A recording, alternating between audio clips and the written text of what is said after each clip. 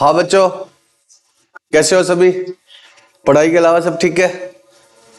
आज हम क्या स्टार्ट कर रहे हैं? AS16। AS16 का नाम क्या है बच्चों? बोरिंग कॉस्ट या borrowing cost? Borrowing cost. Borrowing cost का अकाउंटिंग ट्रीटमेंट क्या होगा, ये हम AS16 में डिस्कस करेंगे। बोरिंग कॉस्ट का मतलब क्या होता है, सबसे पहले तो ये जानना पड़ेगा। उसके बाद में उसका क्या देखेंगे हम, अकाउंटिंग ट्रीटमेंट। अकाउंटिंग ट्रीटमेंट का मतलब इसके एंट्रीज वगैरह, ठीक है। तो आज तक आपने बोरिंग कॉस्ट का मतलब मोटा मोटी क्या समझा हुआ है? जगह मोटा मोटी क्यों बोल रहे, मेरा नाम मतलब मोटा मोटी आपने बोरिंग कॉस्ट का मतलब क्या समझा हुआ है बच्चों? कि बोरिंग कॉस्ट का मतलब इंटरेस्ट तो समझा ही हुआ है। जब भी आप किसी को इंटरेस्ट पे करते हैं उधार लेकर, तो आप एंट्री क्या डालते हैं? इंटरेस्ट टू बैंक, और ईयर एंड पर इसको किस में डाल देते हैं? पी हैंडल में। तो पहले तो हमें यह देखना है कि बोरिंग कॉस्ट में इंटरेस्ट तो आएगा ही आएगा, बट बोरिंग कॉस्ट एक वाइडर टर्म होगी, इसके अंदर इंटरेस्ट के अलावा और क्या आएगा, और कुछ आइटम्स भी आएगी। तो पहले तो हम बोरिंग कॉस्ट का मतलब समझते हैं, उसके बाद में इसका अकाउंटिंग ट्रीटमेंट जो आज तक आपने क्या समझा हुआ है, पी एंडल। लेकिन पी एंडल में हमेशा नहीं होगा, कभी कभी ये क्या होगा, एसेट की कॉस्ट में भी ऐड होगा इस एस के अकॉर्डिंग, वो हम समझते हैं। लेकिन पहले क्या देख लेते हैं, बोरिंग कॉस्ट का मतलब क्या होता है। बताओ बच्चों, बोरिंग कॉस्ट का क्या मतलब लिखा हुआ है सबसे पहले? इस पैराग्राफ को हम बाद में पढ़ेंगे। Borrowing cost are interest. क्या बात है, इंटरेस्ट तो हमें पता ही था। And other cost incurred in connection with borrowings of fund by the enterprise, by an enterprise in connection with मतलब बोरिंग के लिए ही कोई और कॉस्ट भी लगी, किसकी? एंटरप्राइज की, तो वो भी किस में आएगी? बोरिंग कॉस्ट में।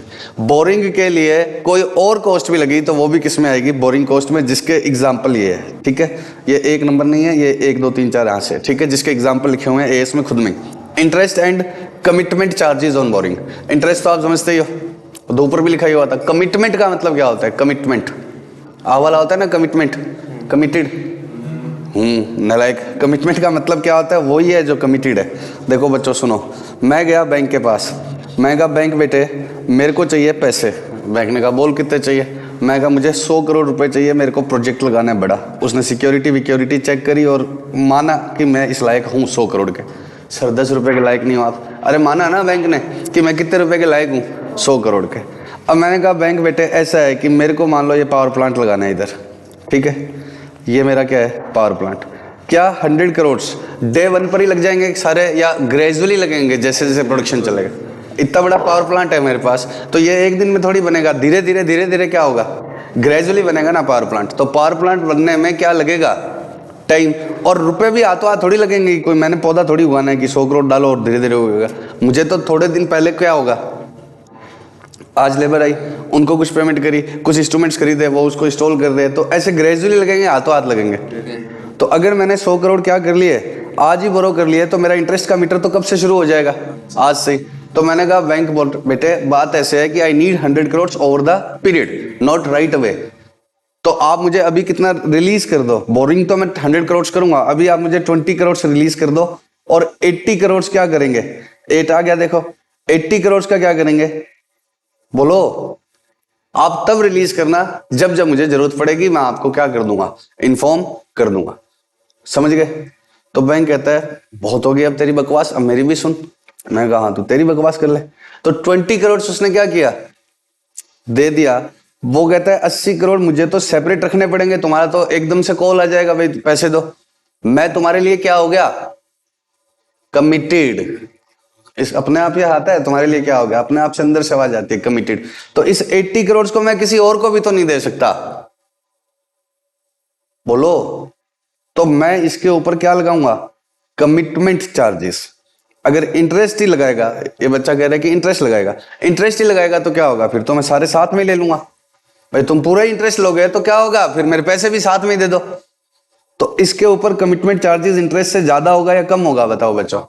अगर पूरा ही इंटरेस्ट लगाएगा वो, तो मैं फिर क्या करूंगा? रुपए भी दे दे साथ में, मैं मेरा आगे कहीं और पार्क कर लूंगा, इसको कुछ एफडी करा लूंगा, जब तक नहीं चाहिए कुछ तो कमा लूंगा मैं।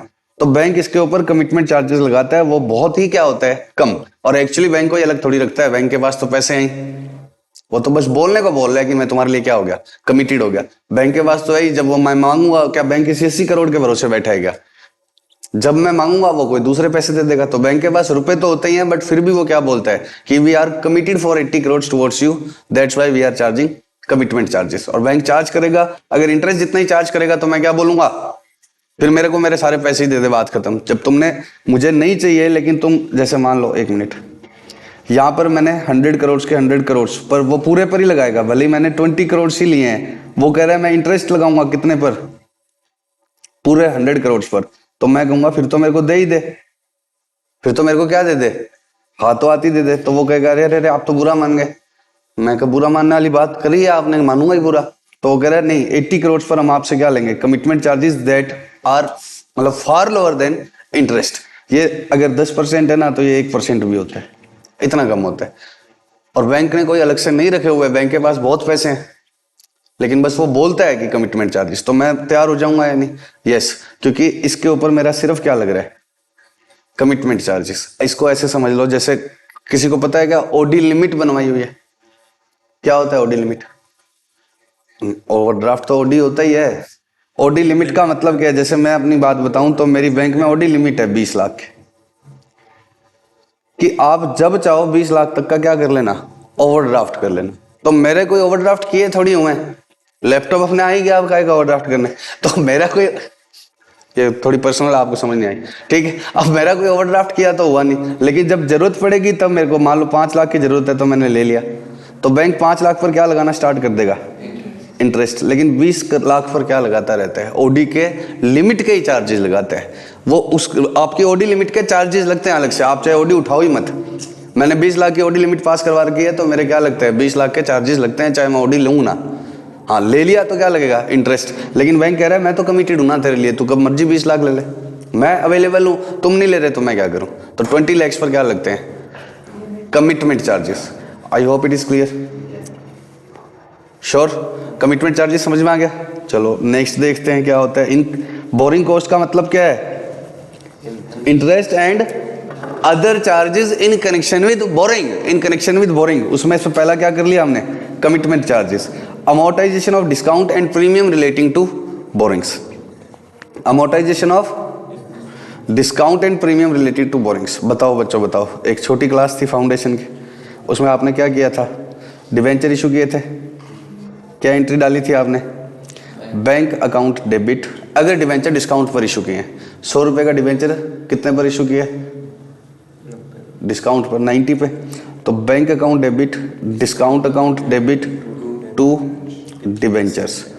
कितने रुपए का था डिवेंचर बच्चे, 100 का। बैंक में कितना आया, 90, 10 रुपए क्या लग गया, डिस्काउंट।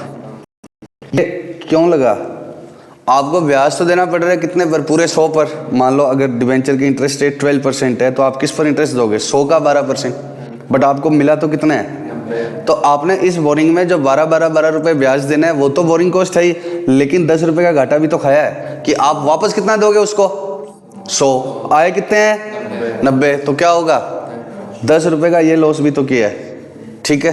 अब आराम से समझेंगे, ठीक है। मेरी बोरिंग कॉस्ट कितनी है इस बार की, इंटरेस्ट को छोड़ दो एक बार, इंटरेस्ट को 10, बस यही बच्चे क्या करते हैं, गलत, यही क्या करते हैं, गलत। सॉरी बेटा, अब सुनो, इट्स ओके, वापस।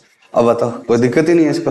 अब सुनो बच्चों, सुनो, ये डिस्काउंट पूरा बोरिंग कॉस्ट नहीं है, ध्यान से पढ़ना टेक्स्ट को, आराम से पढ़ के बताओ, मैं नहीं बताने वाला। मेरे को तो लग रहा है कि इस वर्ड को भी अमोर्टाइज जितना किया, इस बार की बोरिंग कॉस्ट कितनी होगी। आपको याद है, छोटे छोटे बच्चे थे आप, तो मैडम सिखाती थी पी एंड एल को किस में राइट ऑफ करो। अब मान लो 5 साल के बाद प्रिंसिपल रिडीम होगा, डिस्काउंट को पी एंड एल में राइट ऑफ करो, कह रहे पी एंड एल को नहीं मत करो, डिस्काउंट को, तो P and L two discount. तो इस बार की बोरिंग कॉस्ट 2 है, जो इस बार अमोर्टाइज किया, जो इस बार क्या किया, अमोर्टाइज किया, श्योर। 10 तो क्या होगी, टोटल बोरिंग कॉस्ट होगी। करंट ईयर की बोरिंग कॉस्ट का क्या मतलब हो गया, इस बार की बोरिंग कॉस्ट जो इसका इंटरेस्ट लगेगा इस बार का, एक तो वो, और दूसरा क्या, अमोर्टाइजेशन ऑफ डिस्काउंट। सिमिलरली अगर आपको याद है, तो हम डिवेंचर जब वापस रिडीम किस पर करते थे, प्रीमियम पर, तब हम एंट्री क्या डालते थे, जैसे मान लो डिवेंचर के अभी लिए हैं 100 और वापस देंगे 102, तो हम एंट्री क्या डालते थे, bank account debit to debenture 100, इसके अलावा एक एक्स्ट्रा एंट्री डालते थे जो उसी के अंदर ही फिट कर देते थे, loss on issue of debenture to premium on redemption. 2 रुपये का ये भी तो घाटा लग रहा है मेरे बच्चे, कैसे लग रहा है? 2 रुपये का लॉस ये भी तो लग रहा है, कैसे लग रहा है? लिए 100 देंगे, 102 इंटरेस्ट के अलावा 2 रुपये ये भी तो एक्स्ट्रा लग रहा है, तो ये लॉस भी मेरी क्या है?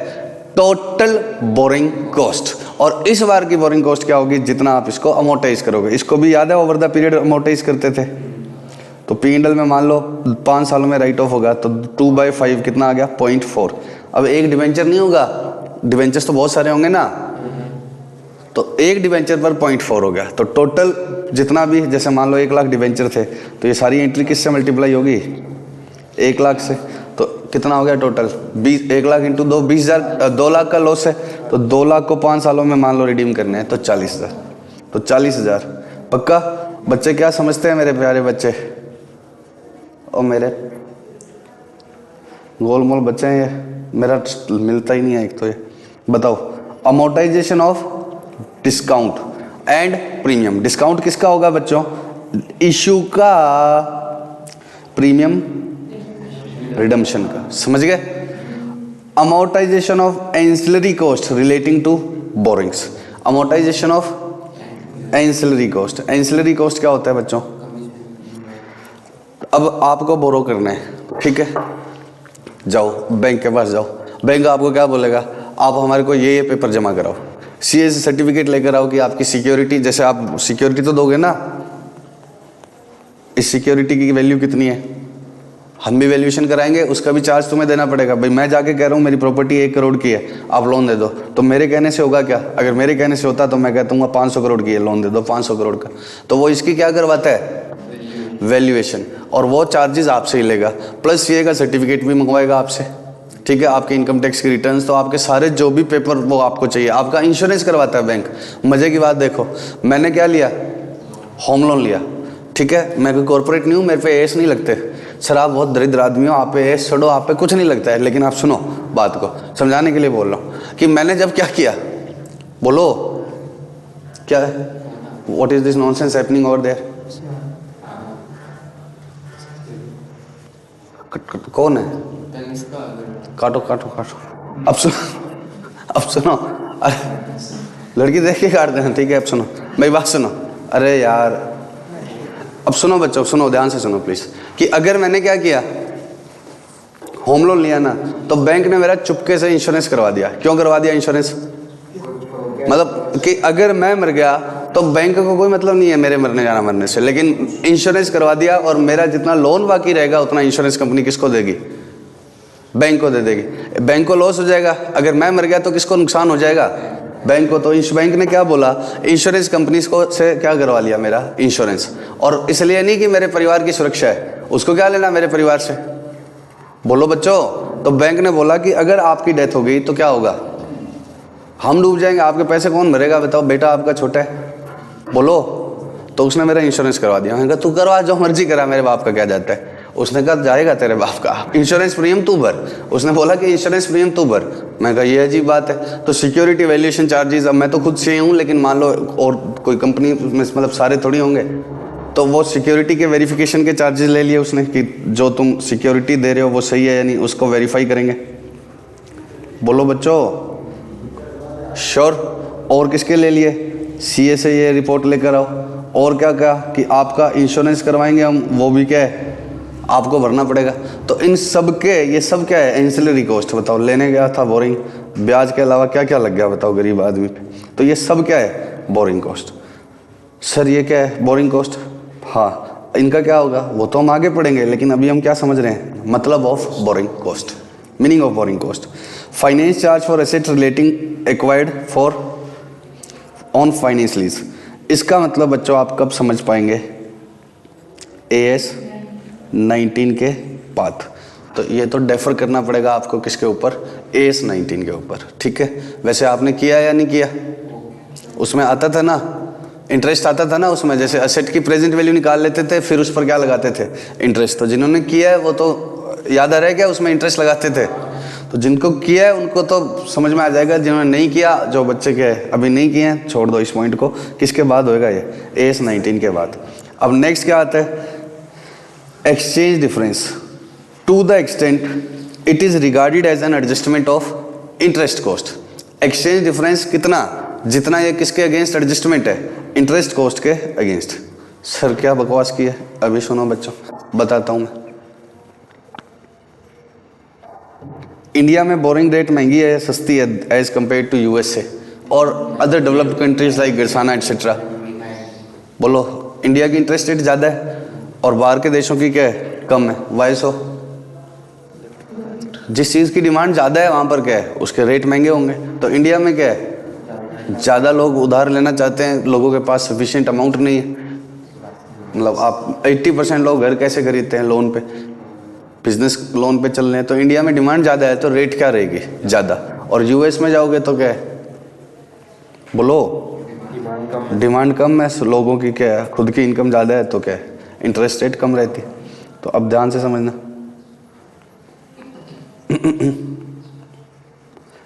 मुझे चाहिए थे कितने रुपए? ध्यान से समझना बच्चों। मुझे चाहिए थे 10 लाख रुपए। इंडिया में मैं ये बोरो करता तो इंडिया की इंटरेस्ट रेट थी 12% पर एनम। इंडिया की रेट कितनी थी? 12% पर एनम। और बाहर रेट कितनी थी?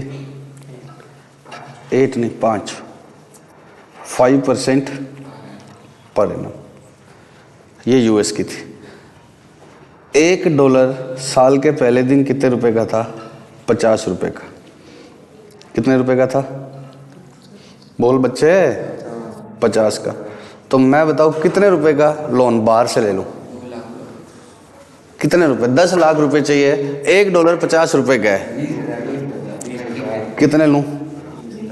10 लाख डिवाइड बाय 50। तो मैंने $20,000 कहाँ से लोन ले लिया? बाहर से। $20,000 का लोन कहाँ से ले लिया? इंडिया के बाहर से। Are you getting my point? Sure? Yes yes yes sir.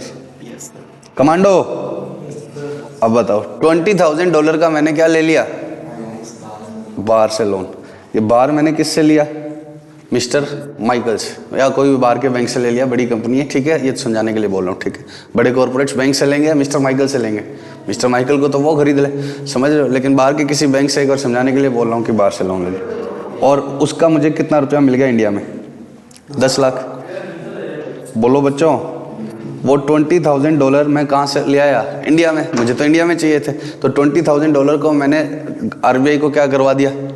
जमा। और मुझे कितने रुपए मिल गए? 10 लाख। श्योर? साल बीता, क्या बीता? साल।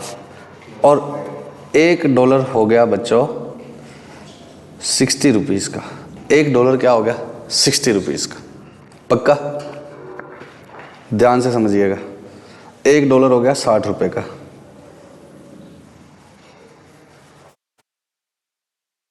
अब बताओ, मैं बाहर जाऊंगा तो माइकल तो मुझसे कितने रुपए मांगेगा? $1 ही मांगेगा। तो पहले मैंने बोला माइकल इंटरेस्ट का हिसाब कर लो। पहले किसका हिसाब कर लो? इंटरेस्ट का। माइकल ने बोला ठीक है, आप पहले इंटरेस्ट का कर लो, मेरे को क्या दिक्कत है।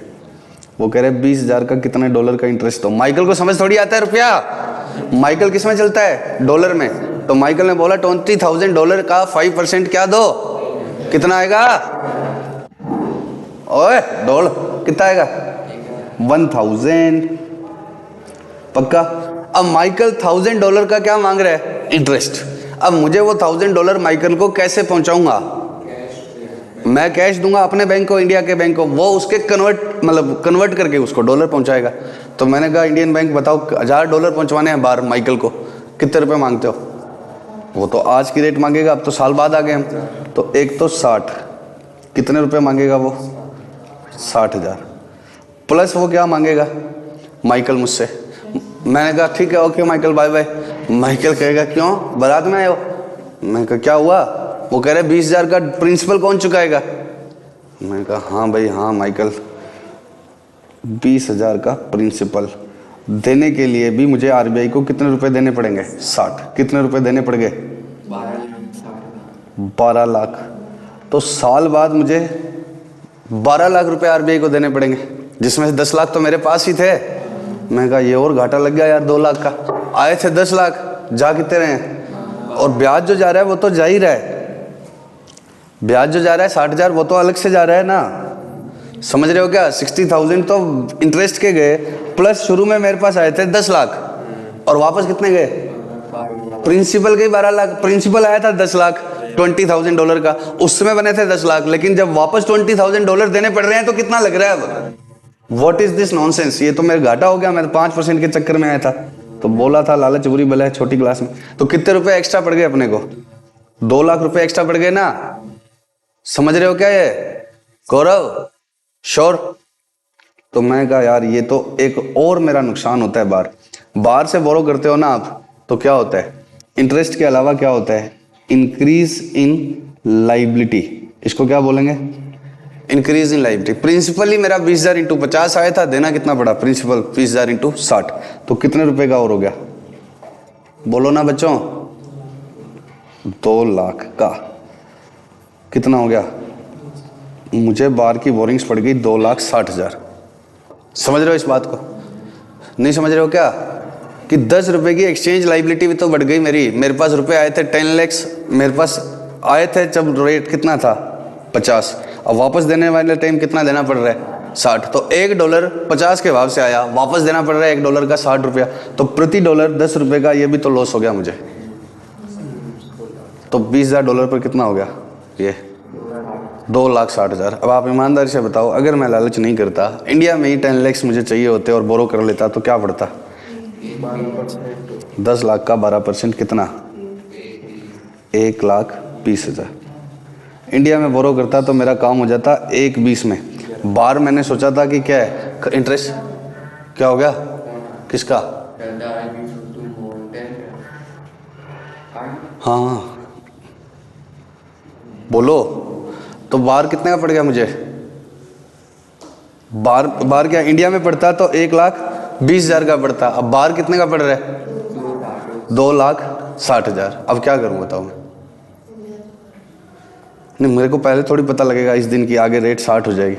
मैं सिर्फ ये बताना चाह रहा हूँ, वो फिर उसमें हेजिंग के चार्जेस लग जाएंगे,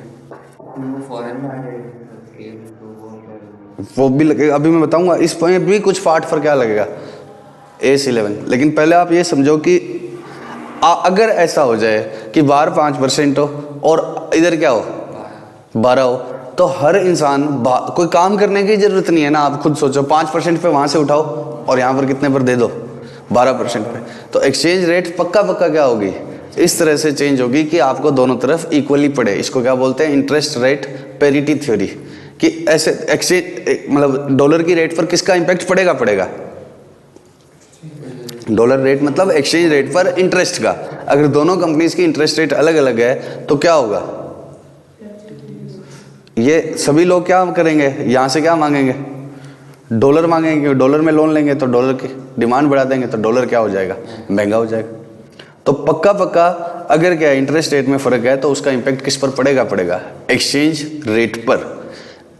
इंटरेस्ट रेट का इंपैक्ट किस पर पड़ेगा, एक्सचेंज रेट पर। अगर दो कंपनीज की क्या है, एक कंपनी की इंटरेस्ट रेट 5 है, दूसरे की भी 5 है, तो एक्सचेंज रेट पर और बातों का इंपैक्ट पड़ सकता है, लेकिन किसका नहीं पड़ेगा, इंटरेस्ट रेट का। लेकिन इसकी 5 है और इसकी 12 है, तो पक्का ये करेंसी महंगी होगी। क्यों महंगी होगी, क्योंकि इसको इंटरेस्ट रेट हिट करती है। एक्सचेंज रेट पर क्यों चेंज होती है, वो due to number of factors, उनमें से एक फैक्टर क्या होता है, interest rates. Exchange rate changes due to number of factors, one of which is interest rate. समझ रहे हो क्या ये। अब ये एएस मेरा क्या कहता है कि एक्सचेंज रेट का के ऊपर जो इंपैक्ट किसकी वजह से पड़ा, इंटरेस्ट की वजह से पड़ा, वो क्या है, बोरिंग कॉस्ट। अब ध्यान से सुनना, मेरे को अगर दोनों देशों में बराबर होता तो क्या होता, यहां पर 1,20 पड़ रहा है तो बाहर भी बोरिंग कितने की ही पड़ती, 1,20 की पड़ती। इंडिया में अगर बोरिंग 1,20 की पड़ रही है तो बाहर भी कितने की पड़ती, 1,20 की। जबकि मुझे पड़ कितने की गई, 2,60 के, 2,60 की, तो 60,000 तो इंटरेस्ट लगा ही लगा, 60,000 तो इंटरेस्ट। इसको तो आप भी क्या बोल ही रहे हो, बोरिंग कॉस्ट ही बोल रहे हो आप। 60,000 को तो आप भी क्या कर रहे हो, ये तो मैंने ऐसे नॉशनल निकाला है, लोन तो मैंने बार लिया है ना, बार मुझे कितने देने पड़ गए एक्स्ट्रा, 2,60,000। 2,60 में से 60,000 को तो आप भी बोरिंग कॉस्ट बोल रहे हो, इसमें तो कोई दिक्कत ही नहीं है। अब ये AS11 क्या बोलता है कि 1,20 में कितना एक्स्ट्रा बच गया, कि बाई चांस 60, 1,20 में से 60 तो उधर भी पड़ रहा है और इधर भी पड़ रहा है, इधर जो 60,000 एक्स्ट्रा बच गया ना, तो वो लाइबिलिटी बढ़नी ही थी आपके। इंडिया में आपकी 1,20 की पड़ती है, बाहर इंटरेस्ट कितने का पड़ा, 60 का, तो 60,000 का इंटरेस्ट, ये जो एक्स्ट्रा बच गया ना 1,20 में से, ये वाला 1,20 में से ये 60 मैंने क्या करवा दिया, माइनस। तो ये आपका जो 60,000 एक्स्ट्रा पड़ रहा है ना, उतना तो चेंज होना ही होना था लाइबिलिटी में। अगर और किसी बात का इम्पैक्ट नहीं होता ना, तो एक्सचेंज रेट इस तरह से चेंज होती कि ये लॉस आपका कितना आ जाता, 60, ताकि दोनों देशों में बोरिंग्स क्या पड़े, बराबर। अगर ऐसा नहीं होगा तो लोग क्या करेंगे, इधर से उधर यही करते रहेंगे। तो इस 2 लाख में से 60,000 किसकी वजह से है, इस 2 लाख की टोटल एक्सचेंज रेट जो लाइबिलिटी बढ़ी है ना, एक सेकेंड बच्चों, एक सेकेंड बच्चों। हाँ बच्चों, कुछ प्रॉब्लम हो गई थी, एक बार मैंने वीडियो पॉज किया था, सुनो मेरी बात को। ये जो हम एग्जांपल कर रहे थे, हमें इंडिया से बाहर कितने की पड़ी है बोरिंग, 60 + 2 लाख। इंडिया से बाहर मुझे कितने कितने का नुकसान होता है, एक तो इंटरेस्ट का, वो कितने का होता है, 60, और इंक्रीज इन लाइबिलिटी कितने की है, 2 लाख। तो मुझे टोटल बोरिंग ये कितने की पड़ गई, 2,60,000, 260। अब मैं इंडिया में ही बोरो करता तो this boring would have cost me ₹1,20,000 only. तो अब ये एस की बात नहीं कर रहा मैं, ये एक्चुअल बात है कि एक्सचेंज रेट को प्रभावित करने वाले कंपोनेंट्स जो होते हैं, एक्सचेंज रेट को अफेक्ट करने वाले कंपोनेंट्स में से एक चीज क्या होती है, दोनों कंट्रीज की इंटरेस्ट रेट, दोनों कंट्रीज की इंटरेस्ट रेट। अगर बाकी बातों का इंपैक्ट छोड़ दिया जाए तो ये एक्सचेंज रेट इस तरह से चेंज होगी कि अगर ये इंडिया में 120 पड़ रहा है तो बाहर भी कितना पड़ता, 120 ही पड़ता। लेकिन इसके अंदर खाली इंटरेस्ट रेट का इंपैक्ट है या नंबर ऑफ फैक्टर्स का इंपैक्ट है, डिमांड सप्लाई का, रशिया यूक्रेन का युद्ध हो जाए तो उनकी रेट क्या हो जाएगी, इंपैक्ट हो जाएगी। तो इसके अंदर number of factors have influence this exchange rate. ये लॉस क्यों आया था 2 लाख का, एक्सचेंज रेट की बढ़ने की वजह से तो आया था। तो क्या हुआ,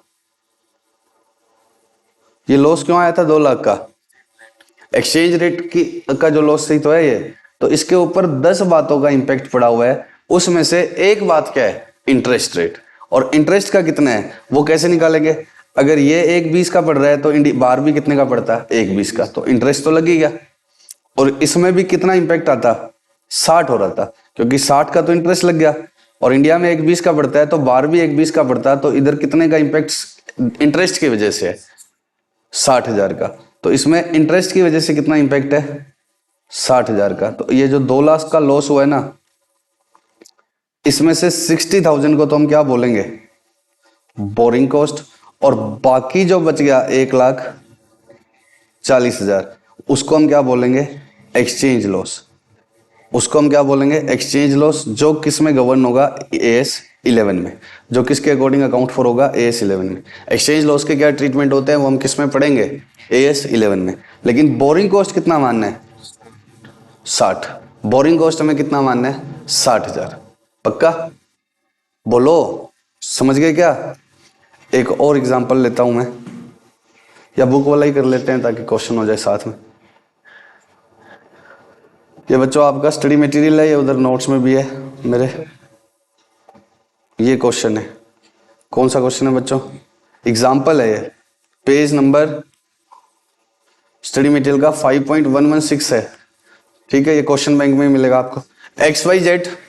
XYZ ने क्या किया, had taken a loan of $, कितने का लिया, $10,000 का। इंटरेस्ट रेट कितनी है यूएस में, for a specific project at an interest rate of 5% per annum payable annually on April 1, 2001। कब, उसी दिन जिस दिन लोन लिया है, उस दिन एक्सचेंज रेट कितने की थी बच्चों, 45, और ईयर एंड पर एक्सचेंज रेट कितने की होगी, 48। और इंडिया में बोरिंग्स करते हैं तो corresponding amount could have been borrowed, corresponding मतलब इतनी अमाउंट जो बाहर ली है वो इंडिया में बोरो की जा सकती थी by XYZ in local currency at an interest rate of 11% per annum. तो बाहर की रेट कितनी है 5, इंडिया की 11, ओपनिंग रेट क्या है एक्सचेंज रेट 45 और एंड की क्या है 48। अब हम आंसर नहीं देखेंगे, ठीक है, हम अपने आप से करेंगे, बाद में आंसर पढ़ा दूंगा। पहले मुझे इस क्वेश्चन को क्या करा दो, टाइम लाइन पे ड्रॉ करा दो। यहाँ रेट बताओ, आउटसाइड इंडिया, ये आउटसाइड इंडिया रेट ही तो है, ठीक है। बोरिंग रेट बताओ। एक तो बच्चे मेरे क्या है चुन चुन के आए हैं, 5% कौन सी है यूएस की, हाँ पर एनम ही है बेटा, ठीक है। और इंडिया वाली कौन सी है 11%, ठीक है। और कितने रुपए का है, नहीं डॉलर में बताओ कितने डॉलर का लोन है, 10,000 डॉलर का, ठीक है। अब आप पहले फटाफट से क्या बता दो, इंडिया से बाहर क्या क्या देना पड़ेगा, कितने का पड़ गया है, जल्दी से बताओ, जल्दी से, शाबाश। यूएस में कितने का पड़ गया, पहले तो इंटरेस्ट बताओ कितना देना पड़ेगा, इंटरेस्ट डॉलर 10,000 का 5%। अब ये इंटरेस्ट मैं कब चुकाऊंगा, ईयर एंड पे। ये मैं इंटरेस्ट कब चुकाऊंगा, ईयर एंड पे। कितनी रेट आएगी 48, कितना 24,000 रुपये का। ईयर एंड पे चुकाऊंगा तो ईयर एंड की रेट लूंगा ना, प्लस मेरी लाइबिलिटी कितनी बढ़ गई। अब मुझे उसको, मैंने उससे डॉलर लिए थे कितने, 10,000 डॉलर लिए थे। उस समय मुझे रुपए कितने मिले थे, 45 के हिसाब से मिले थे ना उस समय रुपए। जब मैंने 10,000 डॉलर बाहर से लेके आया, मैंने आरबीआई को दिया, आरबीआई ने उस समय मुझे कितने रुपए दिए, 45। अब वापस वही 10,000 उसको वापस भिजवाने हैं तो आरबीआई को कितने देने पड़ रहे हैं, 48। तो कितने रुपए का ये लॉस हो गया, व्हाट इज दिस, 48 माइनस कितने का, 30,000। तो मुझे इंडिया से बाहर ये बोरिंग टोटल कितने रुपए की पड़ी, 54,000। अब इंडिया में कितने की पड़ती, इंडिया में रेट पड़ती 11%। अब 10,000 को किससे मल्टीप्लाई करूं मैं, 45 से। भाई मुझे 45 से मल्टीप्लाई, क्योंकि मुझे 4.5 लाख चाहिए थे, तभी तो मैंने कितने रुपए का डॉलर लिया था, कितने रुपए का डॉलर लिया था, कितने डॉलर का लोन लिया था। आप मेरी भावना ही समझते हो बस, ठीक है। कितने रुपए का डॉलर लिया था, क्या मतलब, मुझे रुपए कितने चाहिए थे, 4.5 लाख। मुझे 4.5 चाहिए थे, तभी तो मैंने क्या किया था, 10,000 डॉलर का लिया था।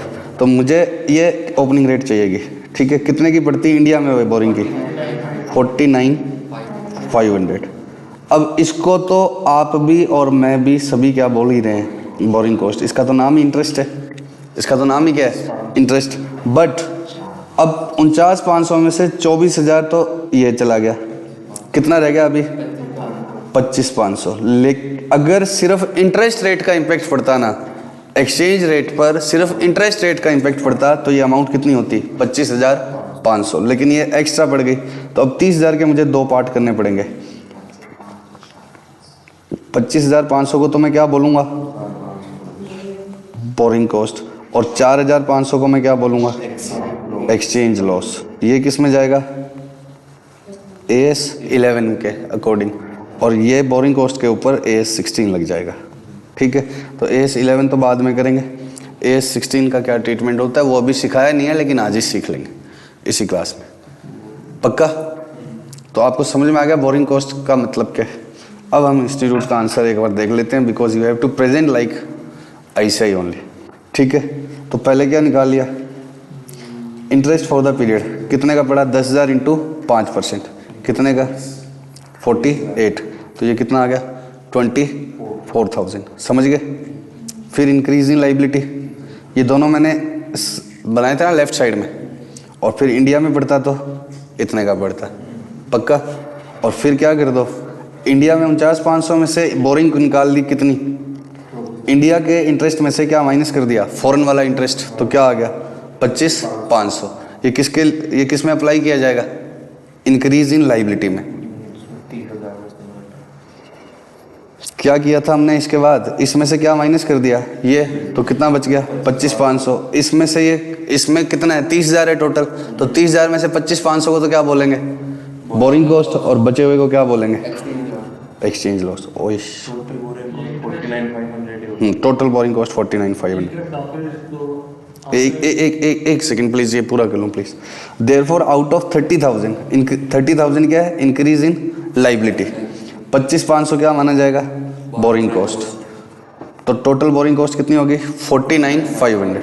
वही पड़ गई इंडिया वाली, पक्का। और एक्सचेंज लॉस कितने का रह जाएगा? 4,500। नेक्स्ट पैराग्राफ में लिखा हुआ है 49,500 would be considered as borrowing cost और 4,500 would be considered as exchange difference, जिसके ऊपर AS11 लगेगा। AS11 का नाम लिखा हुआ है, ठीक है। अब ये सेकंड पार्ट है क्वेश्चन का। ये क्या है? Second part. अगर इंटरेस्ट रेट कितनी होती? 13%। इंडियन इंटरेस्ट रेट कितनी होती? 13%। तब क्या होता?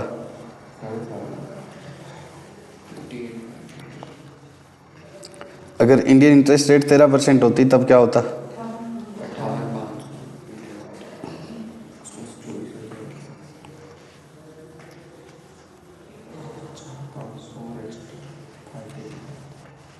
बताओ कहाँ चेंज होता? ये कितना हो जाता?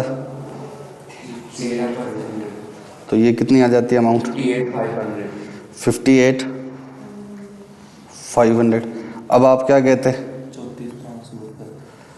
24,000 तो उस पर अप्लाई करोगे या अब करोगे? ये अप्लाई कर दिया इस पे, रिमेनिंग कितना रह गया? 34,000। तो 34,500 तक का एक्सचेंज लॉस बोरिंग कॉस्ट मानेंगे। बट एक्सचेंज लॉस है ही कितना? तो 30 का 30 ही क्या है? Borrowing cost. और AS11 में कुछ भी नहीं जाएगा। 34,500 तक का जो एक्सचेंज लॉस हो रहा है ना, वो क्या मानना है? Borrowing cost. 34,500 कैसे आएगा? 58,500 में से पहले क्या माइनस कर दो? 24,000। उतने तक का तो क्या मानना है? Borrowing cost. उससे वो तो है, मतलब ये जो बच गया ना एक्स्ट्रा, उसमें एक्सचेंज लाइबिलिटी जो बढ़ी है उसमें से उतने तक का, बट लगा ही नहीं है। मैं बोलूं कि आपको 10 रुपए तक की पार्टी करनी है, जेब में रुपये 8 है, तो क्या करोगे? 8 की। मैं बोलूं कि आपको 10 रुपए तक की पार्टी करनी है, जेब में 12 है, तो क्या होगा? 10 पार्टी 2 तुम्हारे। तो मैं करूँ 34,500 तक का एक्सचेंज लाइबिलिटी जो बढ़ेगी वो क्या है? Borrowing cost. तो पिछली बार तो ज़्यादा थी ये वाली अमाउंट, ये वाली अमाउंट क्या थी? ज़्यादा। लेकिन इस बार तो ये 30 ही है, तो 30 का 30 ही क्या है? Borrowing cost. पक्का? बोलो। अभी मैं ले लेता हूँ एक बार जो। सबसे पहले आपको क्या करना होगा आप बताओ? आंसर कैसे बनाओगे आप? सबसे पहले क्या करोगे? फॉरेन करेंसी में निकालोगे 2 बातें। Number 1 interest. इंटरेस्ट कैसे आएगा? Loan in dollar. Loan amount किस में लोगे? डॉलर में। इनटू रेट कौन सी लोगे? डॉलर वाली रेट। डॉलर में कितने की रेट है वही लोगे। इनटू कौन सी लोगे ये ध्यान रखना है। रेट्स का आप गड़बड़ कर देते हो कभी कोई। क्लोजिंग एक्सचेंज रेट, ये आ गया आपका, मान लो A। फिर क्या करोगे? इंक्रीज इन लाइबिलिटी कैसे निकालोगे? Loan amount into closing minus opening rate. Exchange rate आ जाएगी ना इधर। ये क्या आ गया? B। फिर इंडिया में निकालोगे, कैसे निकालोगे इंडिया वाला? बोलो। लोन डॉलर में इनटू कौन सी रेट? ओपनिंग रेट, एक्सचेंज वाली ना, इनटू इंडिया वाली रेस्ट, इंडिया वाली इंटरेस्ट रेट। पक्का? रुपीस वाली। अब ये आ गया C। तो अब बताओ बोरिंग कॉस्ट कितने हैं? सबसे पहले तो A तो है ही, A तो है ही बोरिंग कॉस्ट। फिर क्या माइनस करोगे? C minus A, C minus A, ठीक है वो। और B का लोअर अमाउंट ले लेते हैं ताकि तुम्हें समझ में आ जाए। 100, 50, 130, तो क्या होगा? 30। C माइनस A कितना आ गया? 30।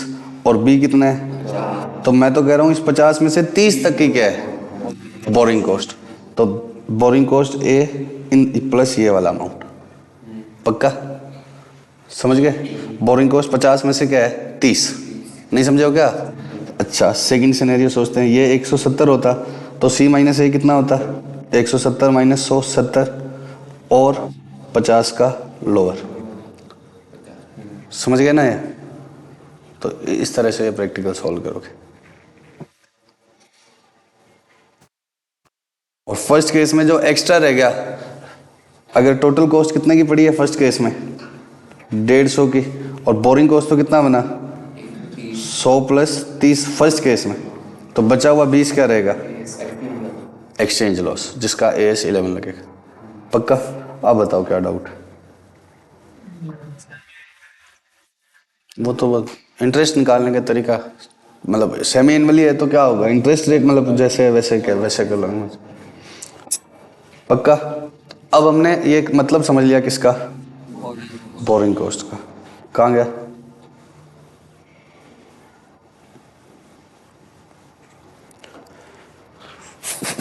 बोरिंग कॉस्ट में क्या क्या आता है बच्चों? फटाफट से याद दिला देंगे, फटाफट से याद दिलाओ। पहला क्या है बताओ? सबसे पहले क्या आएगा? सबसे पहले तो लिखोगे बोरिंग कॉस्ट का मतलब क्या है? Interest and other charges incurred by enterprise in connection with borrowings. Interest and other charges incurred by enterprise in connection with borrowings. अब फिर ये इसके एग्जाम्पल्स है, यही हो जरूरी नहीं है, ये इसके क्या है? एग्जाम्पल। लेकिन ये एग्जाम्पल AS में लिखे हुए हैं तो ये तो आपको लिखने पड़ेंगे। पहला क्या है? Interest and commitment charges. Interest and commitment charges पहला क्या हो गया? Interest and commitment charges. दूसरा क्या है? अमोर्टाइजेशन ऑफ डिस्काउंट और प्रीमियम रिलेटेड टू बोरिंग्स। तीसरा क्या है? Amortization of other ancillary cost in connection with borings. चौथा क्या है? Finance charge under finance lease, AS 19 के हिसाब से आएगा, जो भी हमने समझानी है। पांचवा क्या है? Exchange loss to the extent it is regarded as an adjustment to borrowing cost. अब इसका प्रैक्टिकल ही आएगा, मतलब ये समझ गए ना? तो पहला क्या है? Interest and commitment charges. दूसरा क्या है? Amortization of discount and premium relating to borrowings. तीसरा क्या है? Amortization of other ancillary cost. Next क्या है? Finance charge under finance lease, जो अभी हमने नहीं समझा है। पांचवा क्या है? Exchange difference to the extent it is regarded as adjustment to borrowing cost. पक्का? तो दो क्या है?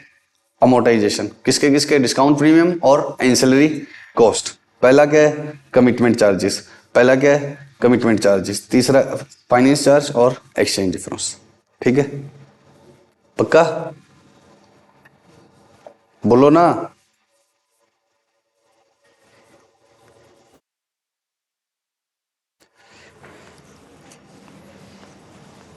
ACDEF. A for ancillary cost, C for commitment charges, D for discount और premium related to borrowings, E for exchange difference और F for finance charge। बस B नहीं है, ठीक है? A से लेकर F तक। पक्का? याद रह जाएंगे क्या? चलो अब हम क्या करते हैं आगे? Accounting treatment of borrowing cost. Accounting treatment borrowing cost का क्या है?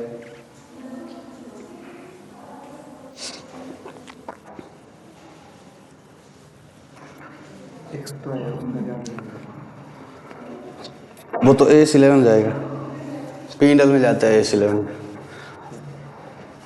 अभी बता दूंगा, एक प्रैक्टिकल पूरा लेख।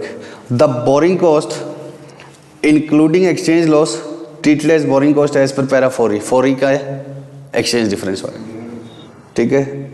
That are directly attributable to acquisition, construction और production of a qualifying assets are capitalised. अगर क्वालिफाइंग एसेट्स के लिए बोरिंग कॉस्ट लगी है तो क्या होगी? कैपिटलाइज। किसके लिए लगी है? क्वालिफाइंग एसेट के लिए। अब बताओ आपके मन में क्या डाउट आ रहा है? ये कह रहे ब्रेक दोगे या नहीं? नालायक, डाउट ये है कि क्वालिफाइंग एसेट क्या है। अगर बोरिंग कॉस्ट किसके लिए लगी है? क्वालिफाइंग एसेट के लिए, तो वो कैपिटलाइज होगी। और अदर देन क्वालिफाइंग एसेट है तो क्या है? P&L में। अब क्वालिफाइंग एसेट चाहे आप एक्वायर करो या क्या करो, खुद कंस्ट्रक्ट किया, प्रोड्यूस करो, ठीक है? अब क्वालिफाइंग एसेट क्या है वो बताता हूँ, अभी 2 मिनट रुको। पहले मुझे बताओ एंट्री क्या होगी अगर क्वालिफाइंग एसेट के लिए बोरिंग की है या अदर पर्पस के लिए बोरिंग की है? बताओ। इंटरेस्ट चुकाया तो क्या एंट्री होगी? Interest to bank. Commitment charges किया तो commitment charges to bank. Discount fee, जो भी अभी एंट्रीज करी थी उन सबको ये रेंट पे P&L में नहीं भेजना, किस में जोड़ देना, असेट में। कैपिटलाइज करने का मतलब असेट में जोड़ देना। चाहे तो नेट एंट्री डाल दो असेट टू बैंक, और नहीं तो क्या करो, अगर इंटरेस्ट टू बैंक डाली है तो अगली एंट्री P&L में नहीं भेजनी। और बाकी पर क्या लगेगा, आपका पुराना ट्रीटमेंट जो आज तक आप छोटी क्लासों में समझते रहे थे। क्या समझते रहे थे? P&L। तो सर अब फटाफट से हमें बताओ, हमें चुल मची हुई है किस चीज़ की? क्वालिफाइंग एसेट क्या है? क्वालिफाइंग एसेट का मतलब क्या है? एसेट, क्या बात है? That necessarily takes substantial period of time to get ready for its intended use or sale। जिसको substantial period of time लगेगा किसमें? to get ready, तैयार होने में। जिसको क्या होने में? तैयार होने में क्या लगेगा? substantial period of time। और क्यों तैयार कर रहे हो? या तो यूज के लिए और या फिर सेल के लिए, या तो यूज के लिए या सेल के लिए। समझो, मैं नेट चल रहा है क्या इसमें?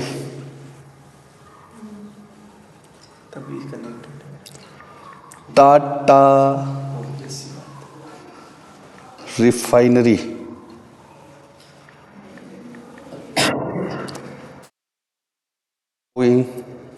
इमेज पे ही आ जाओ। अनपढ़ लोग क्या देखते हैं इमेज? या आपको लगता है एक दो दिन में बन गया होगा? बोलो, लग रहे हैं क्या ये? किसका है?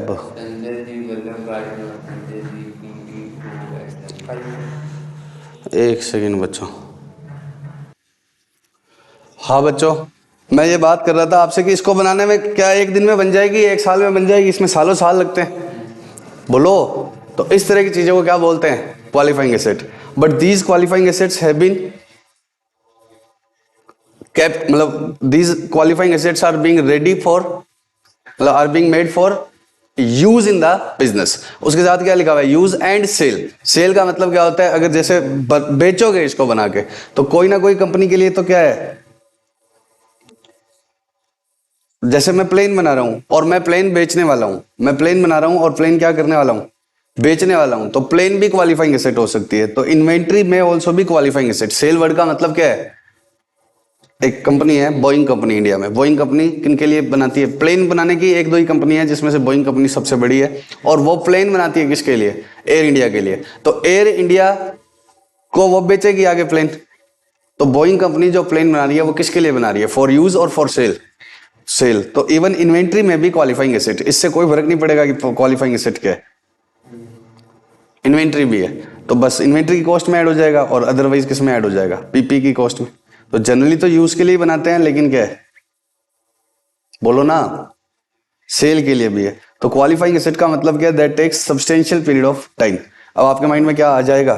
Substantial period of time. ये कुछ एग्जांपल्स लिखे हुए हैं आपके स्टडी मटेरियल के। Manufacturing plants, power generation facilities, या इन्वेंट्री, जिनको क्या लगता है?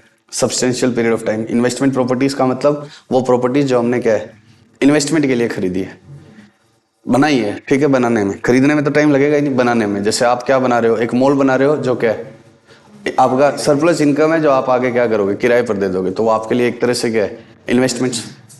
बोलो, तो आप अपना बिल्डिंग बना रहे हो, हेडक्वार्टर बना रहे हो, उसमें टाइम लग सकता है। जरूरी नहीं है कि यही चीजें हैं। समझ गए क्या?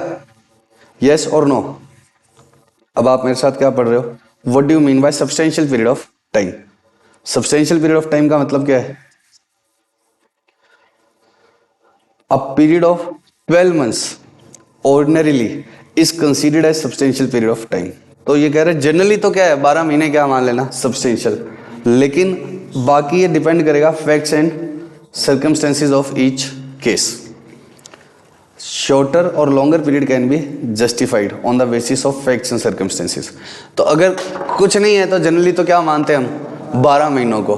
बाकी शॉर्टर और लॉन्गर पीरियड भी जस्टिफाई किया जा सकता है। सर ये क्या बात हुई? ऐसी बात लिख दी कि सब है, कम भी चलेगा ज़्यादा भी चलेगा, जनरली 12 है। अब सुनो, जनरली तो 12 है। अब मैं तुम्हें ऐसा बताऊंगा एग्जांपल जहाँ क्या है 12 से ज़्यादा लग गया, तब भी आप खुद बोल दोगे क्वालिफाइंग एसेट नहीं है। एक एसेट रूटीन में कितने में बन जाती है? 5 महीनों में। कितने टाइम में बन जाती है? बट कोविड आ गया, लेबर स्ट्राइक होगी, रॉ मटेरियल शॉर्टेज होगी, बाहर से आ रहा था मेरा क्या एसेट का पार्ट्स वगैरह, और बीच में युद्ध हो गया तो आना बंद हो गया। तो it took 15 months to get ready for intended use. Is it qualifying asset? No, not at all.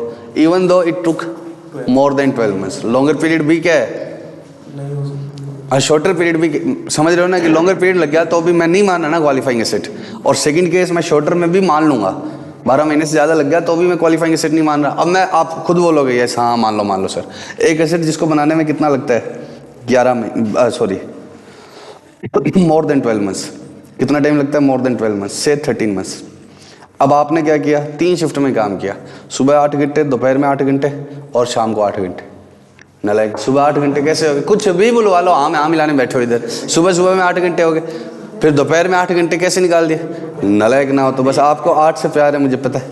अब सुनो, 8 8 8 3 घंटे की 3 शिफ्ट लगाई और टोटल कितने घंटे का, 24। आपने काम रुकने ही नहीं दिया, ठीक है सर लेबर मर जाएगी, अरे लेबर तो बारी बारी से आ जाएगी, दूसरे टाइम दूसरी आ जाएगी, पक्का। शिफ्ट 3 में काम किया और मैंने इसको कितने टाइम में ही बना दिया, 4-5 महीने में रगड़ दिया, ठीक है।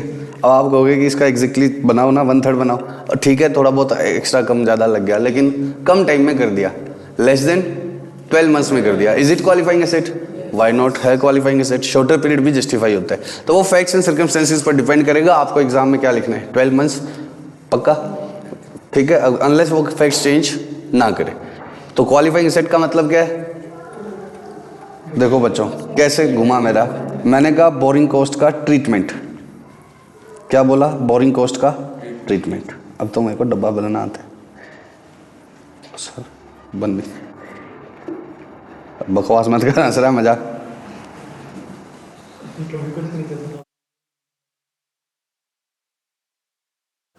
Qualifying asset, other assets. Qualifying asset का इंटरेस्ट क्या होगा, कैपिटलाइज, और इसका कहाँ जाएगा, P&L। ये जरूरी नहीं है एसेट हो, अपनी सैलरी चुकाने के लिए भी आपने लोन लिया है तो वो भी कहाँ जाएगा, P&L। बस कैपिटलाइज किसका होगा, क्वालिफाइंग एसेट। अब क्वालिफाइंग एसेट का मतलब क्या होता है, सबसे पहली बात, that takes substantial period of time, किसमें, टू गेट रेडी, ऐसे के ऐसे याद करना है, that takes substantial period of time. Qualifying asset is an asset that takes substantial period of time to get ready for intended use. Intended का मतलब जो आपका इंटेंशन है यूज करने का, और सेल। अब सब्सटेंशियल पीरियड ऑफ टाइम का मतलब क्या होता है, बोलो बच्चों, बस 12 मंथ्स और मोर, 12 मंथ्स और मोर, ठीक है, अनलेस शॉर्टर और longer period is justified. Got it, पक्का। अब इनकी एंट्री मैंने आपको पहले ही बता दी, अब हमें क्या करने, क्वेश्चंस। तो let's start with a good question.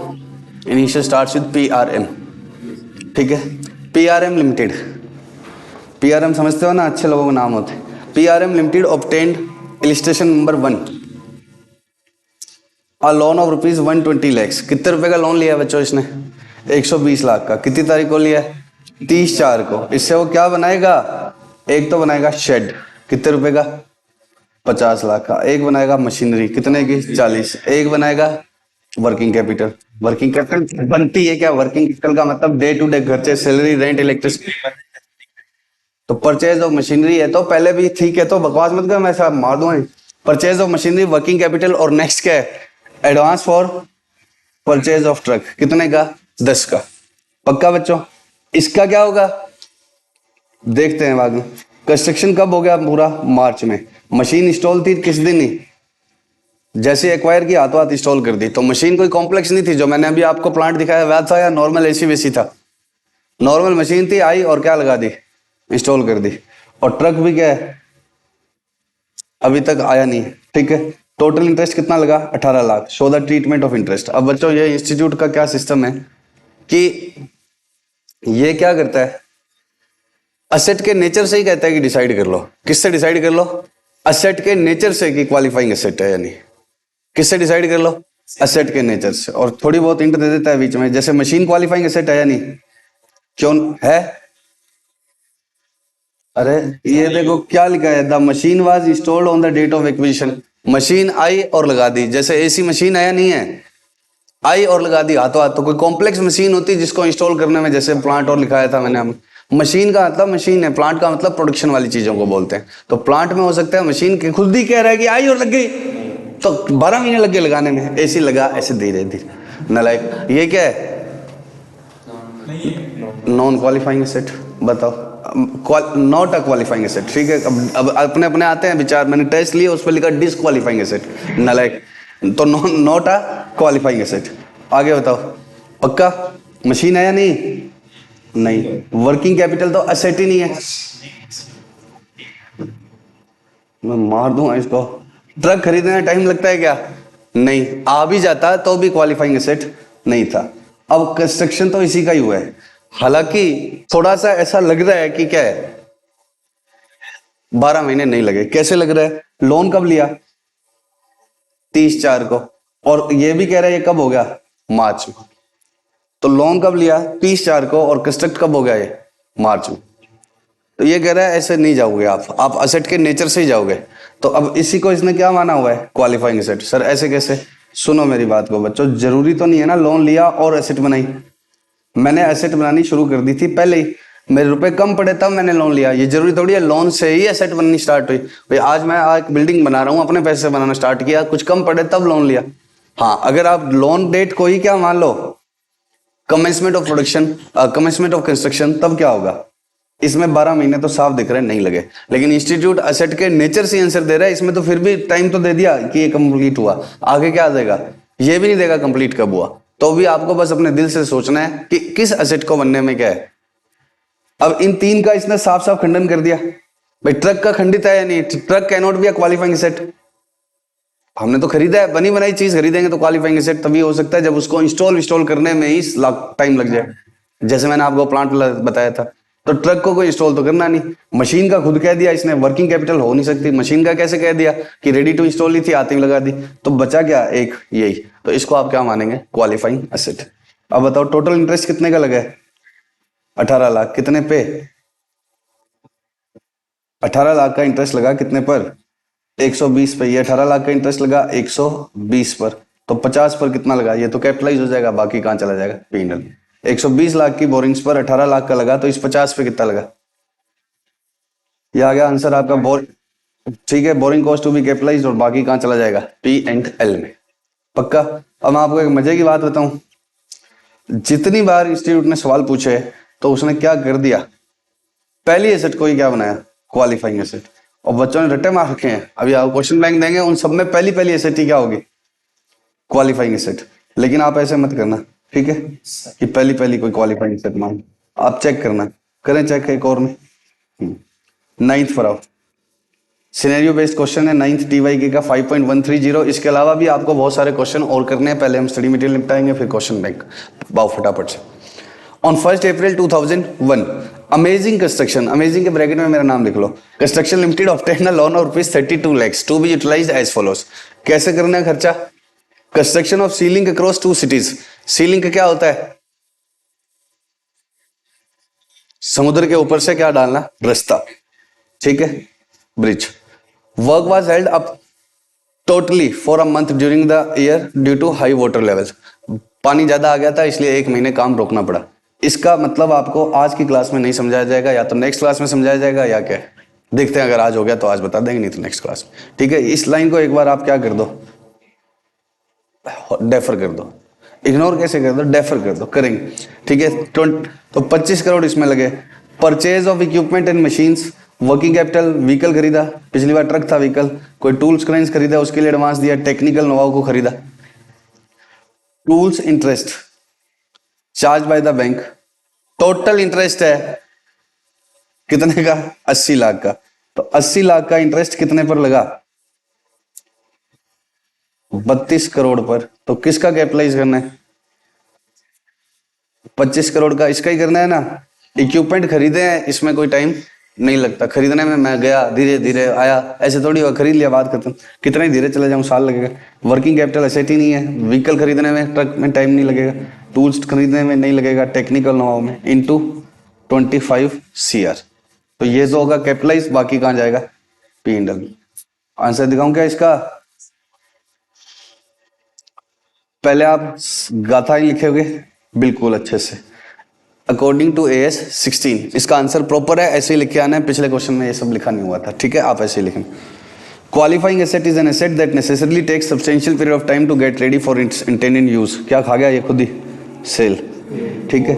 Boring cost that are directly attributable to, जो डायरेक्टली किसके लिए लगी है, एक्विजिशन, कंस्ट्रक्शन और production of qualifying asset should be capitalized. और अदर बोरिंग कॉस्ट को क्या करना है, एक्सपेंस मान।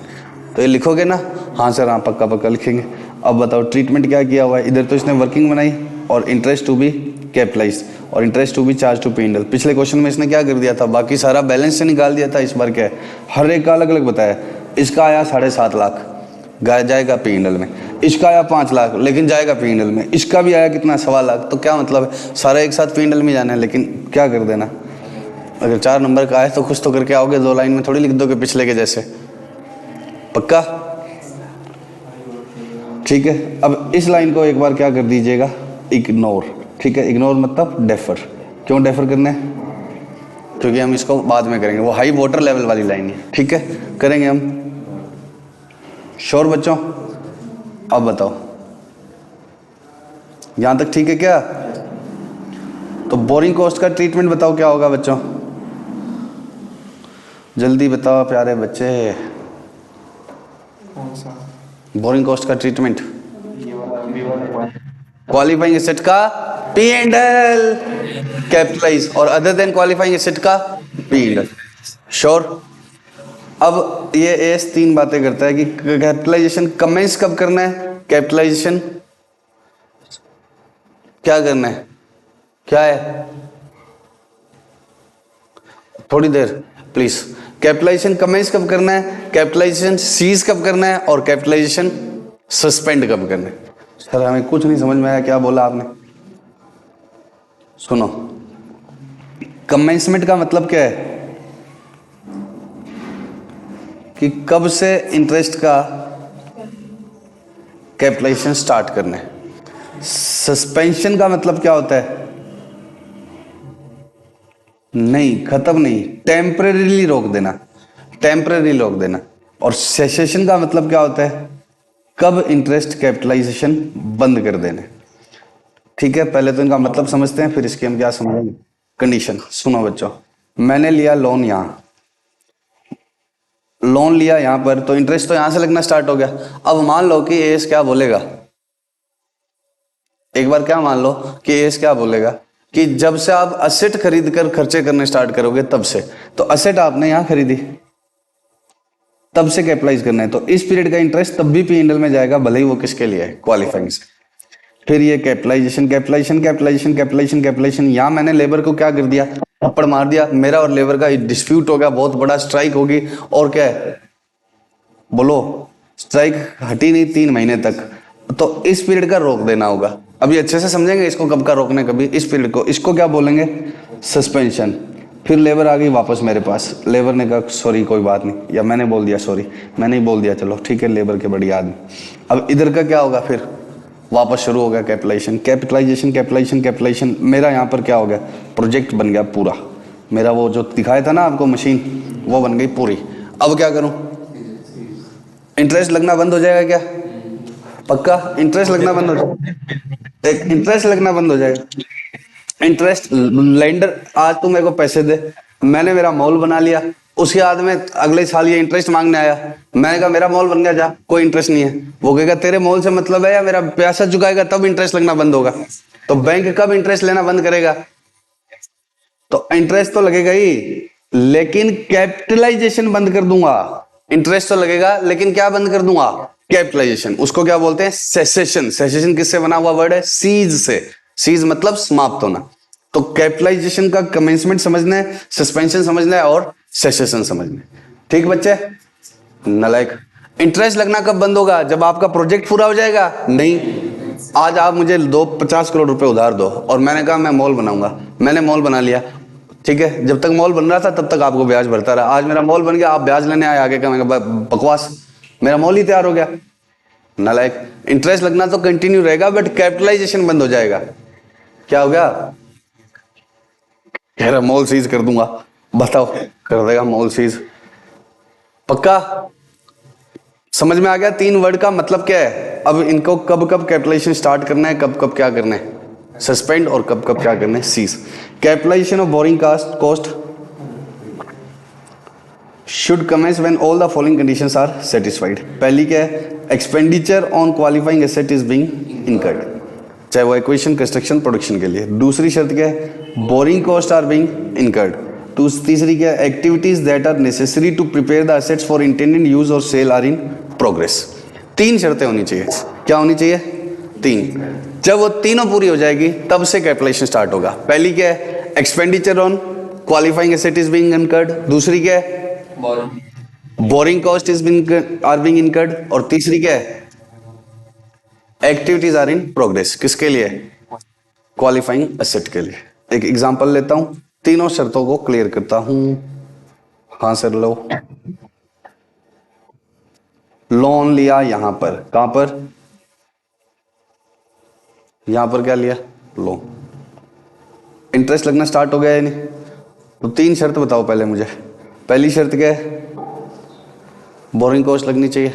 दूसरी शर्त क्या है? एक्सपेंडिचर ऑन क्वालिफाइंग एसेट लगने चाहिए। और तीसरी क्या है? एक्टिविटीज भी क्या होनी चाहिए? प्रोग्रेस में काम। यहां मैंने लोन ले लिया और यहां मैंने लैंड खरीद ली जिस पर मैं अपना क्या बनाने वाला हूं, पावर प्लांट, मॉल, कुछ भी, ठीक। और फिर यहां पर मैंने क्या किया? काम स्टार्ट किया। सर तो इतने दिन ऐसी तैसी क्यों कराई? आप है ना, एग्जाम फॉर्म भी है ना, डेट देख कर करते हो। और बड़ी बड़ी कंपनीज क्या करती है, मतलब जैसे अभी मुहूर्त नहीं है सही, करोड़ों का प्रोजेक्ट है ना, तो सोच समझ के लगाएंगे। या क्या है, मोदी जी आएंगे किस लिए? नींव का पहला पत्थर डालने के लिए, बड़े किसी पॉलिटिकल लीडर को बुलाने। भाई टाटा का प्रोजेक्ट है तो टाटा भी आएगा, मोदी भी आएगा। उसके बाद में क्या होगा? काम शुरू होगा। मोदी को क्यों बुला लिया जाता है, या किसी भी पॉलिटिकल लीडर को क्यों बुला लिया जाता है? कोई भी हो, वो मेरे को कोई क्या है वो नहीं है, ताकि जब काम चल रहा हो तो छोटे मोटे बीच के लोग, पुलिस वाले और तंग ना करें। नहीं तो वो कह देते हैं ये पैरामीटर्स पूरे नहीं है, क्योंकि पता है कि इसका उद्घाटन कौन करके गया है, बड़ा पॉलिटिकल लीडर करके गया है, तो उसके साथ के आदमी है, ठीक है, इसलिए उनको बुला लिया जाता है।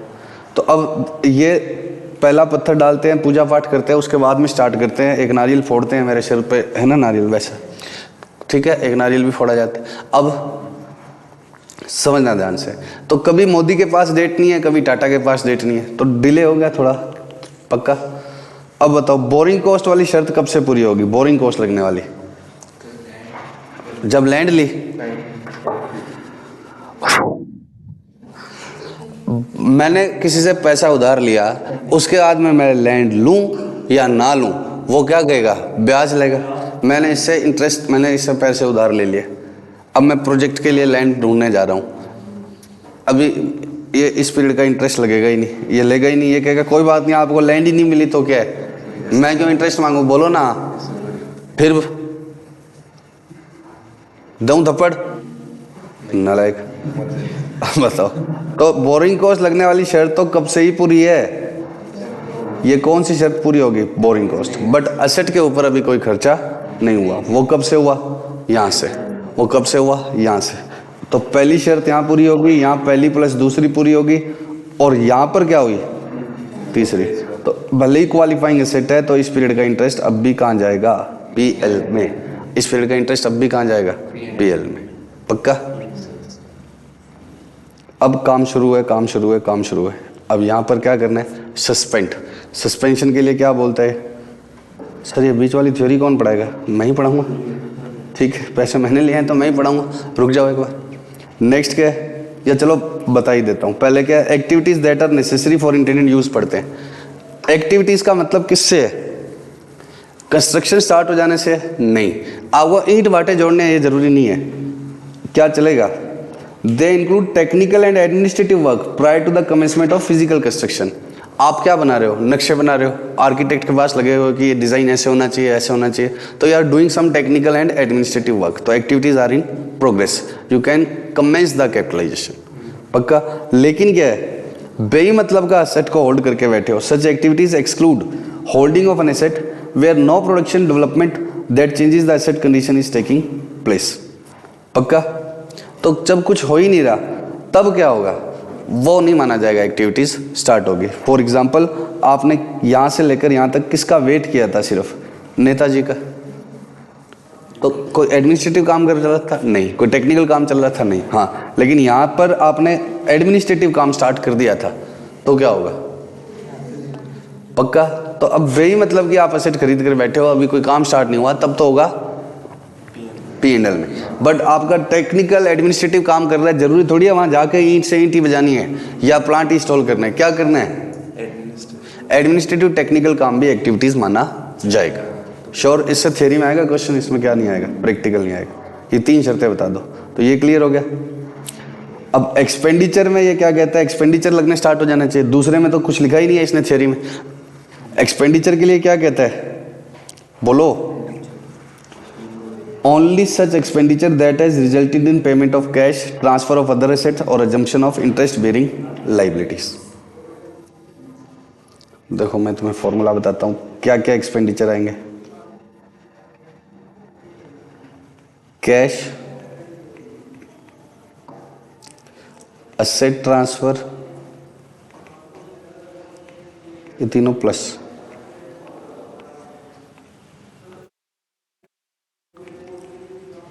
Interest bearing liabilities.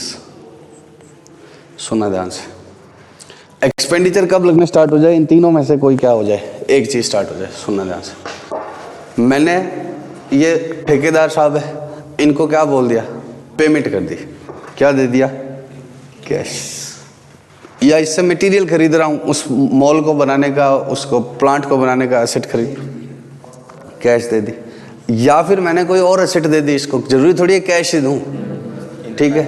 इसको मैं बोला कि आप हमारा ये कंस्ट्रक्शन का काम पूरा देखेंगे, या मटेरियल वाले को बोला ये देखेंगे, इसके बदले में हम आपको क्या दे रहे हैं, अपना जुहू वाला बंगलो आपको दे रहे हैं, ठीक है। ये काम प्रोजेक्ट बड़ा है, उतनी की उसकी कीमत है, या इस मतलब उसकी कीमत कम है, काम की कीमत ज़्यादा है, तो एज एन एडवांस हम कोई और एसेट दे रहे हैं, पक्का।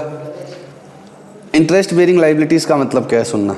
मैंने मटेरियल वाले के पास गया और मटेरियल खरीद लिया और अभी तक उसको क्या नहीं दिए, रुपए नहीं दिए, क्या मैंने एक्सपेंडिचर स्टार्ट कर दिया।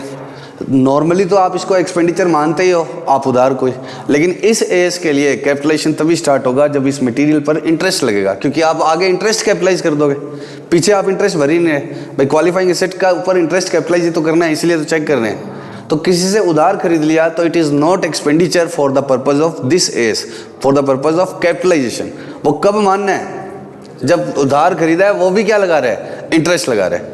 भाई मैं इधर से 1 लाख रुपए मैंने बैंक से बोरो किए, मैंने 1 लाख रुपए बैंक से बोरो किए और मटेरियल वाले से 20,000 का सामान खरीद लाया, और वो मुझे कहता है कि कोई बात नहीं 3 महीने में पेमेंट कर देना, 3 महीने के बाद ब्याज लगेगा।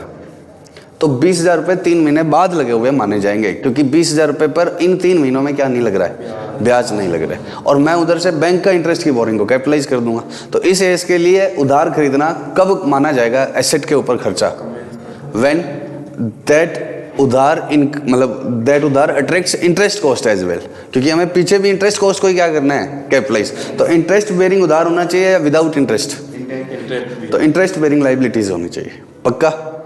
बोलो तो बताओ कमेंसमेंट के लिए शर्त क्या होगी, अगर मटेरियल यहाँ खरीदा और इंटरेस्ट यहाँ से लगना स्टार्ट होगा तो ये वाली शर्त मानी जाएगी, ठीक है, पक्का। तो पहला क्या है, कैश, दूसरा क्या है, एसेट ट्रांसफर, और तीसरा क्या है, इंटरेस्ट बेरिंग लाइबिलिटी। जो अभी क्वेश्चन आ रहा था ना, उसमें कैपिटलाइज कर रहे थे, इस एसेट पर 40 लाख लगे, तो उसमें 3 चीजें आएगी। जैसे क्वालिफाइंग एसेट पर 40 लाख लगे थे ना, तो उसमें क्या आएगा, 40 लाख कैसे आता था, इन 3 चीजों का टोटल करके। वो आएगा नहीं आपको, बस मैं बता रहा हूँ कि इसमें थ्योरी में लिखा हुआ है, ठीक है, पक्का। अब इसमें से 2 चीजें माइनस करने की भी बात करता है, वो क्या है, गवर्नमेंट ग्रांट, और दूसरा क्या करता है, प्रोग्रेसिव पेमेंट रिसीव्ड। उसी थ्योरी में लिखा हुआ है कि इसमें से क्या माइनस कर देना,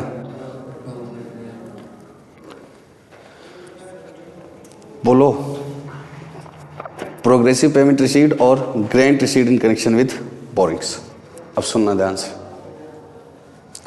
मैं क्या कर रहा हूं, सेल के लिए क्या बना रहा हूं, क्वालिफाइंग एसेट। हो सकती है ना, इंटेंडेड यूज और सेल था। क्वालिफाइंग एसेट का मतलब क्या था, asset that takes substantial period of time to get ready for intended use और सेल। तो मुझे ये प्लेन बनाना है किसके लिए, सेल के लिए। तो अब मैंने इसके ऊपर कुछ खर्चे कर दिए, तो अब मैं ऐसे प्लेन बनाना स्टार्ट कर दूं या सामने वाले से कुछ एडवांस लूं? मैं तो बनाना शुरू कर दूंगा, वो मुकर जाएगा। तो सामने वाले से मैंने कुछ क्या लिया था, एडवांस। और मैं बोला था जैसे जैसे काम होगा इतनी इतनी पेमेंट और रिलीज होगी। तो क्या हो गया, कुछ प्रोग्रेसिव पेमेंट भी आ गई। तो ये 40 लाख थे, उसमें से 10 लाख मेरे पास आ भी गए। तो मैं कितने का इंटरेस्ट कैपिटलाइज करूंगा, 30 लाख का।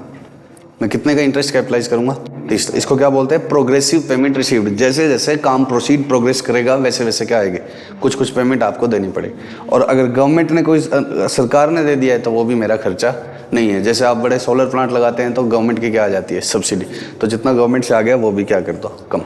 तो एक्सपेंडिचर का मतलब क्या है, 3 बातें, payment plus cash, asset transfer, interest bearing liabilities, minus progressive payment, minus government grant. ठीक है, आज तक इस चीजों पर क्वेश्चन इंस्टीट्यूट ने नहीं पूछा, लेकिन हम छोड़ेंगे नहीं, पक्का।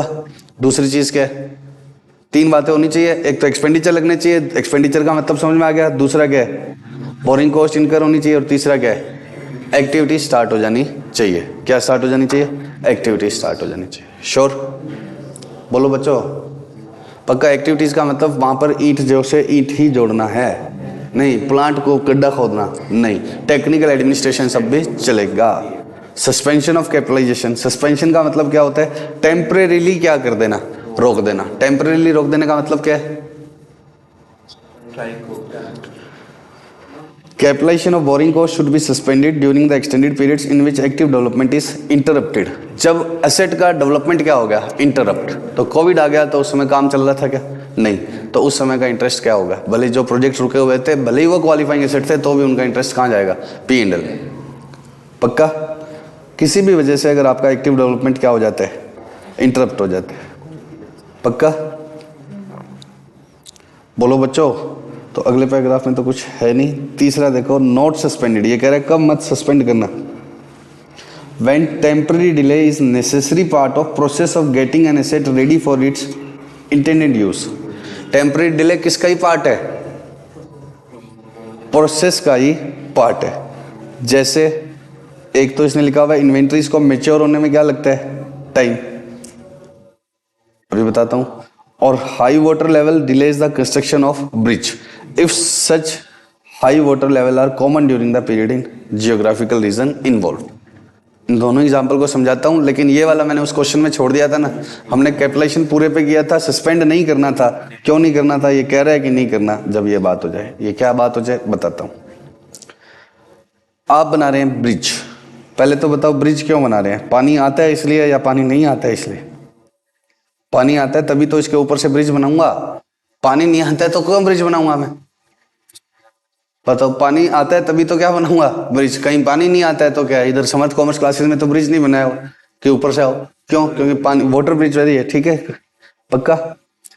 तो अब जैसे इस ब्रिज की प्रोसेस ही होता है कि जब वाटर लेवल हाई हो जाता है तो यहाँ का काम रोकना ही पड़ेगा, रोकना ही पड़ेगा ना। तो सर वाटर लेवल हाई हो गया, अब नॉर्मल हो गया। अरे अब नॉर्मल वाटर लेवल हाई आता है तभी तो ब्रिज बना रहे हैं, नहीं तो ब्रिज क्यों बनाते हैं हम।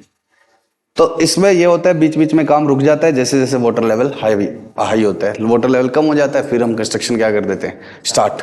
पक्का। तो क्या करना होगा, बोलो। बोरिंग कॉस्ट को कैपिटलाइज करना, रोक देना है या नहीं रोकना है, सस्पेंड कर देना है या नहीं। सस्पेंड का मतलब टेम्परेली रोकना, करना है या सस्पेंड या नहीं करना है।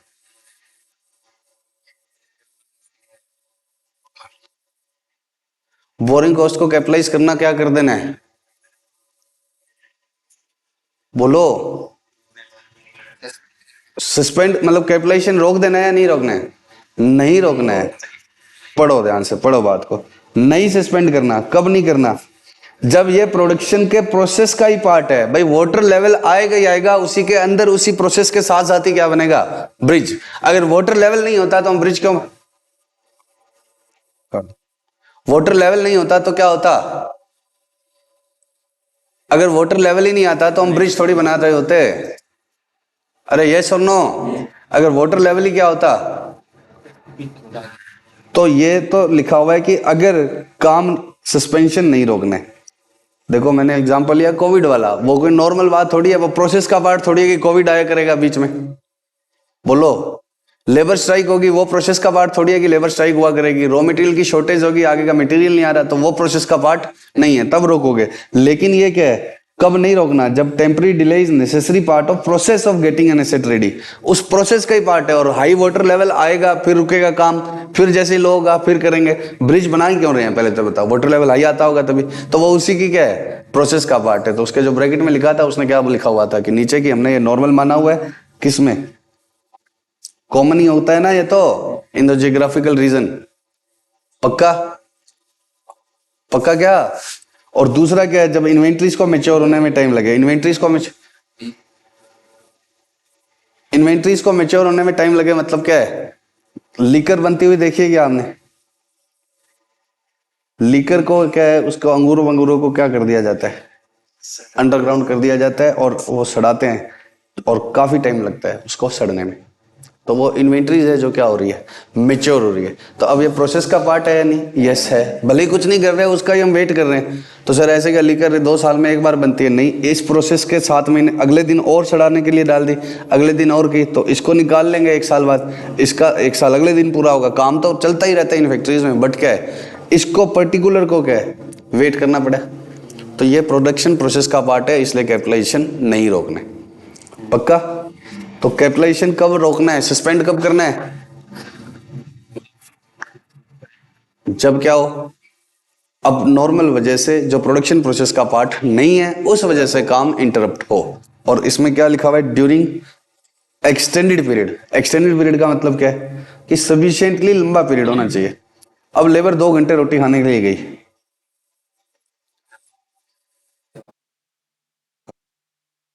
लेबर 2 घंटे क्या करने गई, रोटी खाने गई, तो क्या होगा बोलो।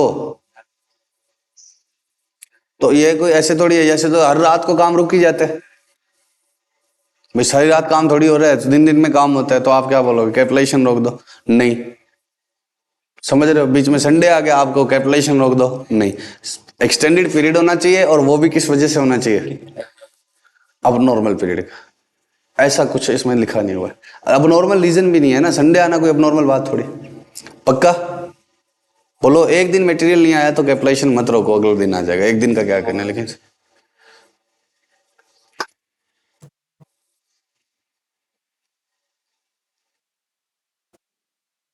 हाँ बच्चों, अभी बीच में फिर से क्या दिया था, एक पोस्ट दिया था मैंने, क्योंकि ये मोटू हमारा क्या हो गया, हिल जाता है।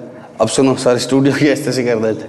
अब सुनो बच्चों, सबसे पहले क्या है बोलो, कैपिटलाइजेशन कमेंस कब करना है, 3 शर्तें। पहली क्या है, borrowing cost is incurred. Number 2, expenditure are qualifying asset are being incurred. Third क्या, activities necessary to get ready for, मतलब activities for qualifying asset to get ready are in progress. Suspension कब करना है, when active development is interrupted. और interrupted का मतलब क्या है, नॉर्मल रीजन से, प्रोडक्शन प्रोसेस के पार्ट के तौर पर, या अबनॉर्मल रीजन से, अबनॉर्मल रीजन से। उसके बाद क्या आएगा, पागल है क्या, cessation of capitalization. Cessation of capitalization का मतलब क्या है, कैपिटलाइजेशन को क्या कर देना बच्चों, सीज करने का मतलब क्या है, अब बंद। आज के बाद कैपिटलाइजेशन बंद या इंटरेस्ट लगना बंद, कैपिटलाइजेशन बंद। कब करेगा बताओ, when substantially all the activities और qualifying assets for its intended use और सेल आर कंप्लीट। जब सारी की सारी एक्टिविटीज जो इसके यूज के लिए थी, या सेल को सेल करने के लिए, जो मतलब इन्वेंट्री बनानी थी सेल के लिए तो वो बन चुकी है, या यूज करने के लिए बनानी थी तो एसेट बन चुकी है। पक्का।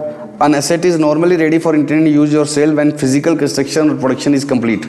Even though कोई रूटीन एडमिनिस्ट्रेटिव वर्क क्या है बाकी है। जैसे मैंने क्या कर लिया, ये मॉल अपना बना लिया पूरा, ठीक है। अब इसको क्या करना पड़ेगा, ले मॉल का ये डिज़ाइन आया अपने, ठीक है। तो ये मॉल मैंने बना लिया, अब इसको क्या करना पड़ेगा, डेली डेली इसको 5-10 दिन साफ करना पड़ेगा। लोग आए जाएंगे तभी, जैसे आपने घरों में क्या करवाया, कभी पेंट करवाया, उसकी स्मेल रह जाती है, और वो थोड़े टाइम के बाद साफ सफाई होती रहती है रूटीन में, तब क्या हो जाती है, फिर आपकी स्मेल उसमें मिल जाती है, फिर वो सही हो जाता है कंपनी। लेकिन थोड़े टाइम के बाद जाती है ना, जब बार बार साफ सफाई होगी, तो उसको क्या बोलते हैं, रूटीन के एडमिनिस्ट्रेटिव काम। तब ऐसे नहीं है कि अभी 10 सफाइयाँ और होगी या थोड़े टाइम, ऐसे जानबूझ के कंपनीज क्या चाहेंगी कि कैपिटलाइजेशन चलता रहे। क्यों चलता रहे, क्योंकि एसेट की वैल्यू बढ़ेगी, प्रॉफिट में कम इंपैक्ट जाएगा। अगर जब से इंटरेस्ट P&L में जाने लग जाएगा तो प्रॉफिट कम होने लग जाएंगे, और शेयर होल्डर इन्वेस्ट नहीं करेंगे, सर टैक्स कम लगेगा। टैक्स इनके हिसाब से लगता ही नहीं, टैक्स तो अलग सब्जेक्ट है। तो कंपनीज अकाउंट्स में हमेशा क्या चाहती है, प्रॉफिट ज़्यादा से ज़्यादा आए ताकि शेयर होल्डर क्या रहे, अट्रैक्टेड। तो वो कह रहे हैं ऐसे कोई छोटा मोटा काम रह गया, इंटरेस्ट कैपिटलाइज करने में कंपनी को क्या फ़ायदा होगा, वो असेट में जुड़ेगा और फिर वो धीरे धीरे डेब्ट की फॉर्म में जाएगा, और P&L में गया तो हाथों हाथ ही कहाँ चला जाएगा, P&L में। तो कंपनी जानबूझ के कोई छोटा मोटा काम अड़ाए रखे, तो इसलिए इन्होंने क्या बोल दिया, ऐसे छोटे मोटे काम से नहीं चलेगा, सब्सटेंशियल वर्ड लिख दिया कि सब्सटेंशियली ऑल द काम क्या हो गया, पूरा हो गया। अब आपने जानबूझ के मॉल में एक स्विच नहीं लगाया, क्यों नहीं लगाया, कि नहीं मॉल पूरा नहीं हुआ, अभी कैपिटलाइजेशन रखेंगे, ऐसे नहीं चलेगा, पक्का। तो इसलिए इन्होंने वर्ड क्या डाल दिया बाद में, सब्सटेंशियल। इफ माइनर मॉडिफिकेशंस, छोटी मोटी मॉडिफिकेशन, जैसे प्रॉपर्टी की साज सजावट, अब पहला दिन होगा तो क्या होगा, सीधे ही खोल देंगे या डेकोरेशन वगैरह करेंगे, फूल माला लड़ियाँ सब कुछ लगाएंगे इलेक्ट्रिसिटी वाली, तो वो सब बाकी है। Are all that are outstanding, are all that outstanding मतलब इतना ही बाकी है और कुछ बाकी नहीं है, तब क्या होगा, सब्सटेंशियली काम क्या हो गया, कंप्लीट। अब आता है कंस्ट्रक्शन, अगर टुकड़ों टुकड़ों में हो तो, when construction of qualifying asset is completed in parts and completed part is capable of being used, और जो पूरा हो गया वो अलग से क्या हो सकता है, use. While construction continues for the other parts, capitalization in relation to part should cease when substantially all activities to prepare that part are complete। क्या कहना चाह रहे हैं, सुनो। मैंने बनानी है एक बहुत बड़ी हाउसिंग कॉलोनी, ये है क्वालिफाइंग एसेट, 1 2 3 ऐसे बहुत सारे घर बनाने हैं। अब ये पार्ट पार्ट में काम चल रहा है, इधर एक क्या बनाना है, गार्डन बनाना है, इधर एक जिम बनानी है, तो पार्ट पार्ट में काम चल रहा है। बट अभी इन पर काम चल रहा है, इन पर काम चल रहा है, क्या ये यूज़ हो सकते हैं, यस। तो ये कंस्ट्रक्शन कम पार्ट्स में हो रहा है, और जो कंप्लीट हो गए वो पार्ट क्या हो सकते हैं, यूज हो सकते हैं। While construction continues for other parts, तो अदर पार्ट्स अभी कंस्ट्रक्शन चलता रहे और ये वाले पार्ट क्या हो सकते हैं, अलग से यूज। तो इन पार्ट के रिलेशन में जो बोरिंग कॉस्ट लग रही है वो कैपिटलाइज नहीं होगी। तो अगर पार्ट्स में हो रहा है, और पार्ट्स में हो रहा है तो पहली शर्त डाली है इसने, क्या पार्ट्स में हो रहा है, तो ऐसे नहीं है कि कंप्लीटेड पार्ट का क्या कर दो, कैपिटलाइज कर दो। पहली शर्त क्या है इसकी,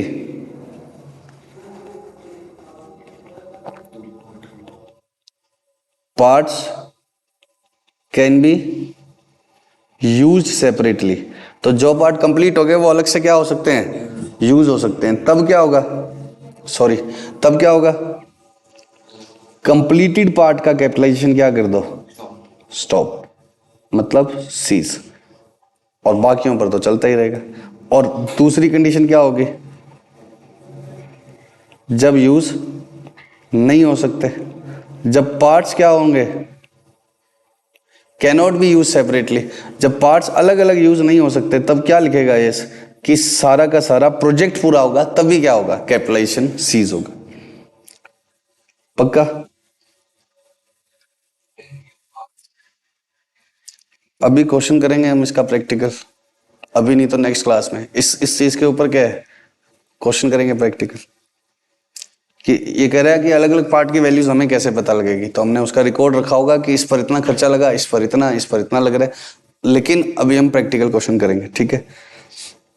ये एग्जांपल दे रहा है, एक बिजनेस पार्क है जिसमें कई सारी बिल्डिंग है और अलग अलग इंडिविजुअली यूज हो सकती है। तो फिर क्या एग्जांपल है, कि ये वाला एग्जांपल किस चीज का है, बोलो, जो अलग अलग यूज हो सकते हैं। और दूसरा क्या लिख रहा है, एग्जांपल जो अलग अलग यूज नहीं हो सकते, उसमें किसका एग्जांपल दे रहा है, स्टील मिल का। स्टील मिल में क्या होता है बच्चों, ऐसे समझ लो कि पहले इधर लोहे को गलाया जाएगा, तो ये अब नई पंगा है, पहले इधर लोहे को क्या गलाया जाएगा, आयरन को क्या किया जाएगा, लिक्विड फॉर्म में बदला जाएगा। फिर अगली प्रोसेस, ये एक प्रोसेस है, ये एक प्लांट लगा, इसके बाद में इसमें जो भी प्रोसेस करनी है वो की जाएगी, और फिर इसमें क्या है, तीसरी प्रोसेस की जाएगी, तब जाकर कोई स्टील कुछ होगा, ठीक है। मान लो बर्तन बनाना है तो शेप यहाँ दी जाएगी, यहाँ पर क्या है, स्टील बनेगा। अब अगर आपने लोहे को गला लिया और अगला पार्ट रेडी ही नहीं है, तो क्या होगा, वो वापस क्या हो जाएगा, सॉलिड हो जाएगा। तो आप जब तक ये तैयार नहीं है, इसका क्या करेंगे, यूज करके कुछ कर ही नहीं सकते। तो तब ये सारा का सारा जब पूरा होगा तभी कैपिटलाइजेशन क्या होगा, बंद होगा, पक्का? तो सिंपल बात है, कोई हमें लोहे का प्लांट नहीं समझना है या स्टील का प्लांट नहीं समझना, हम अकाउंटेंट है। बस आपको तो ये समझना है कि अगर पार्ट्स अलग अलग यूज हो सकते हैं तब क्या होगा, कब सीज करना, जो जो पार्ट कंप्लीट होते जाए, सब्सटेंशियली कंप्लीट होते जाएं। और पार्ट्स अलग अलग यूज नहीं हो सकते हैं तो सारा एक ही प्रोजेक्ट है, ठीक है, जब सारा पूरा हो जाए। अब इस पर एक क्वेश्चन करके हम आपको क्या कर देंगे, फ्री। हाँ सर, फिर कर देना, फिर छुट्टी दे देना। चलो क्वेश्चन नंबर 11, इंपॉर्टेंट मार्क कर लेना। Harish construction company is constructing a huge building project. क्या कर रही है, बड़ा बिल्डिंग प्रोजेक्ट है जिसमें कितने पार्ट है, 4, 4 फेजेस में, 4 फेजेस में। फुल बिल्डिंग कब होगी, सेवरल ईयर्स लग जाएंगे, बट फेज 1 और फेज 2 क्या होगा, will be started as soon as they are completed. मतलब फेज 1 और 2 को अलग भी यूज किया जा सकता है। यही देगा कि आधे का कैपिटलाइज करना पड़े, आधे का नहीं तो सारे का ही कैपिटलाइजेशन करना पड़ेगा, तो क्या होगा, वो तो ईजी हो जाएगा। ये सारे वाला तो हमने देख ही लिया कि इसका कर दो। Following is the details of work done on various phases या different phases of building during the current year. Cash expenditure और बिल्डिंग परचेज, तो ये क्या हो गया, कैश और एसेट के खर्चे, ठीक है।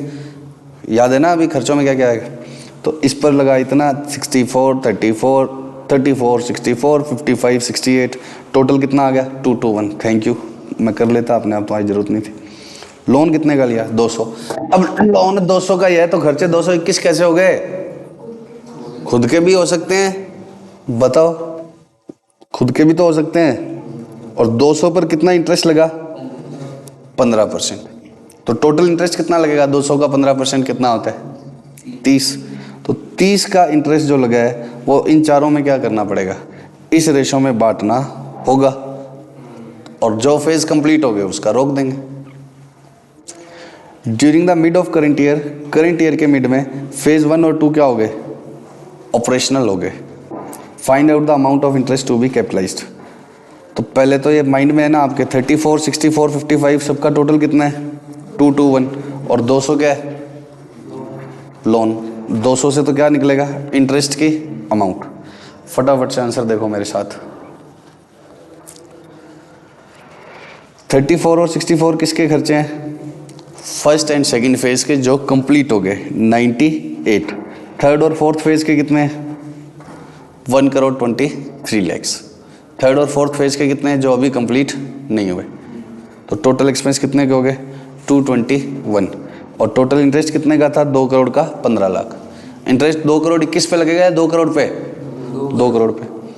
अब ये कह रहा है इंटरेस्ट 30 लाख का है, किस रेशो में बांट रहा हूँ, इस रेशो में, कंप्लीटेड पर अलग और नॉन कंप्लीटेड पर अलग। तो डिवाइड में तो आ गया इन दोनों का टोटल, और मल्टीप्लाई में कंप्लीटेड वाले आ गए पहले। तो कंप्लीटेड वालों का कितना इंटरेस्ट है, इतना, और जो कंप्लीट नहीं हुए उनका कितना है, इतना। इन दोनों का टोटल क्या आएगा बच्चों, 30 लाख। इन दोनों का टोटल क्या आएगा, 30 लाख। अब बताओ कौन से कैपिटलाइज चलते रहेंगे, ये वाले तो कैपिटलाइज चलते रहेंगे। इनका क्या होगा,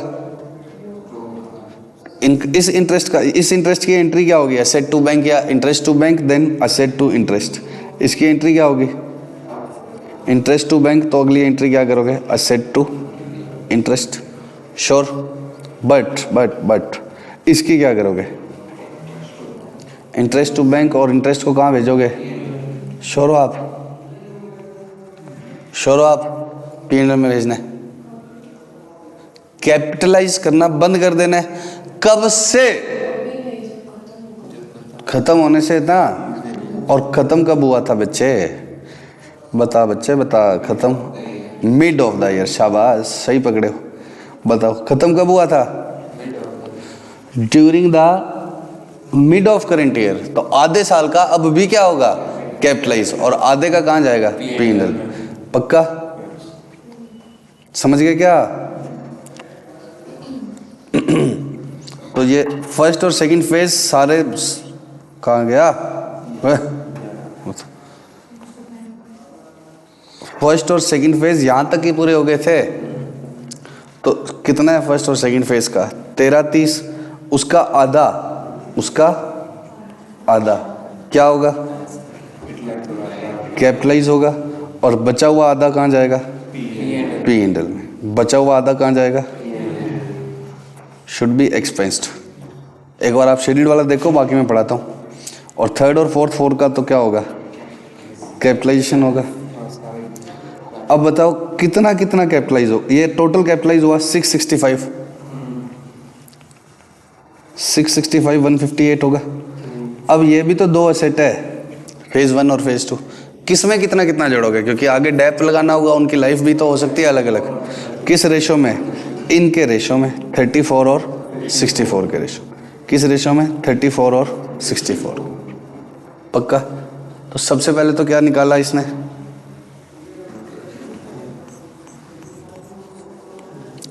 देखो इसने अननेसेसरी प्रोसेस को क्या किया है, लंबा किया है। सीधा ही चारों को सीधा रेशो में बांट लेता।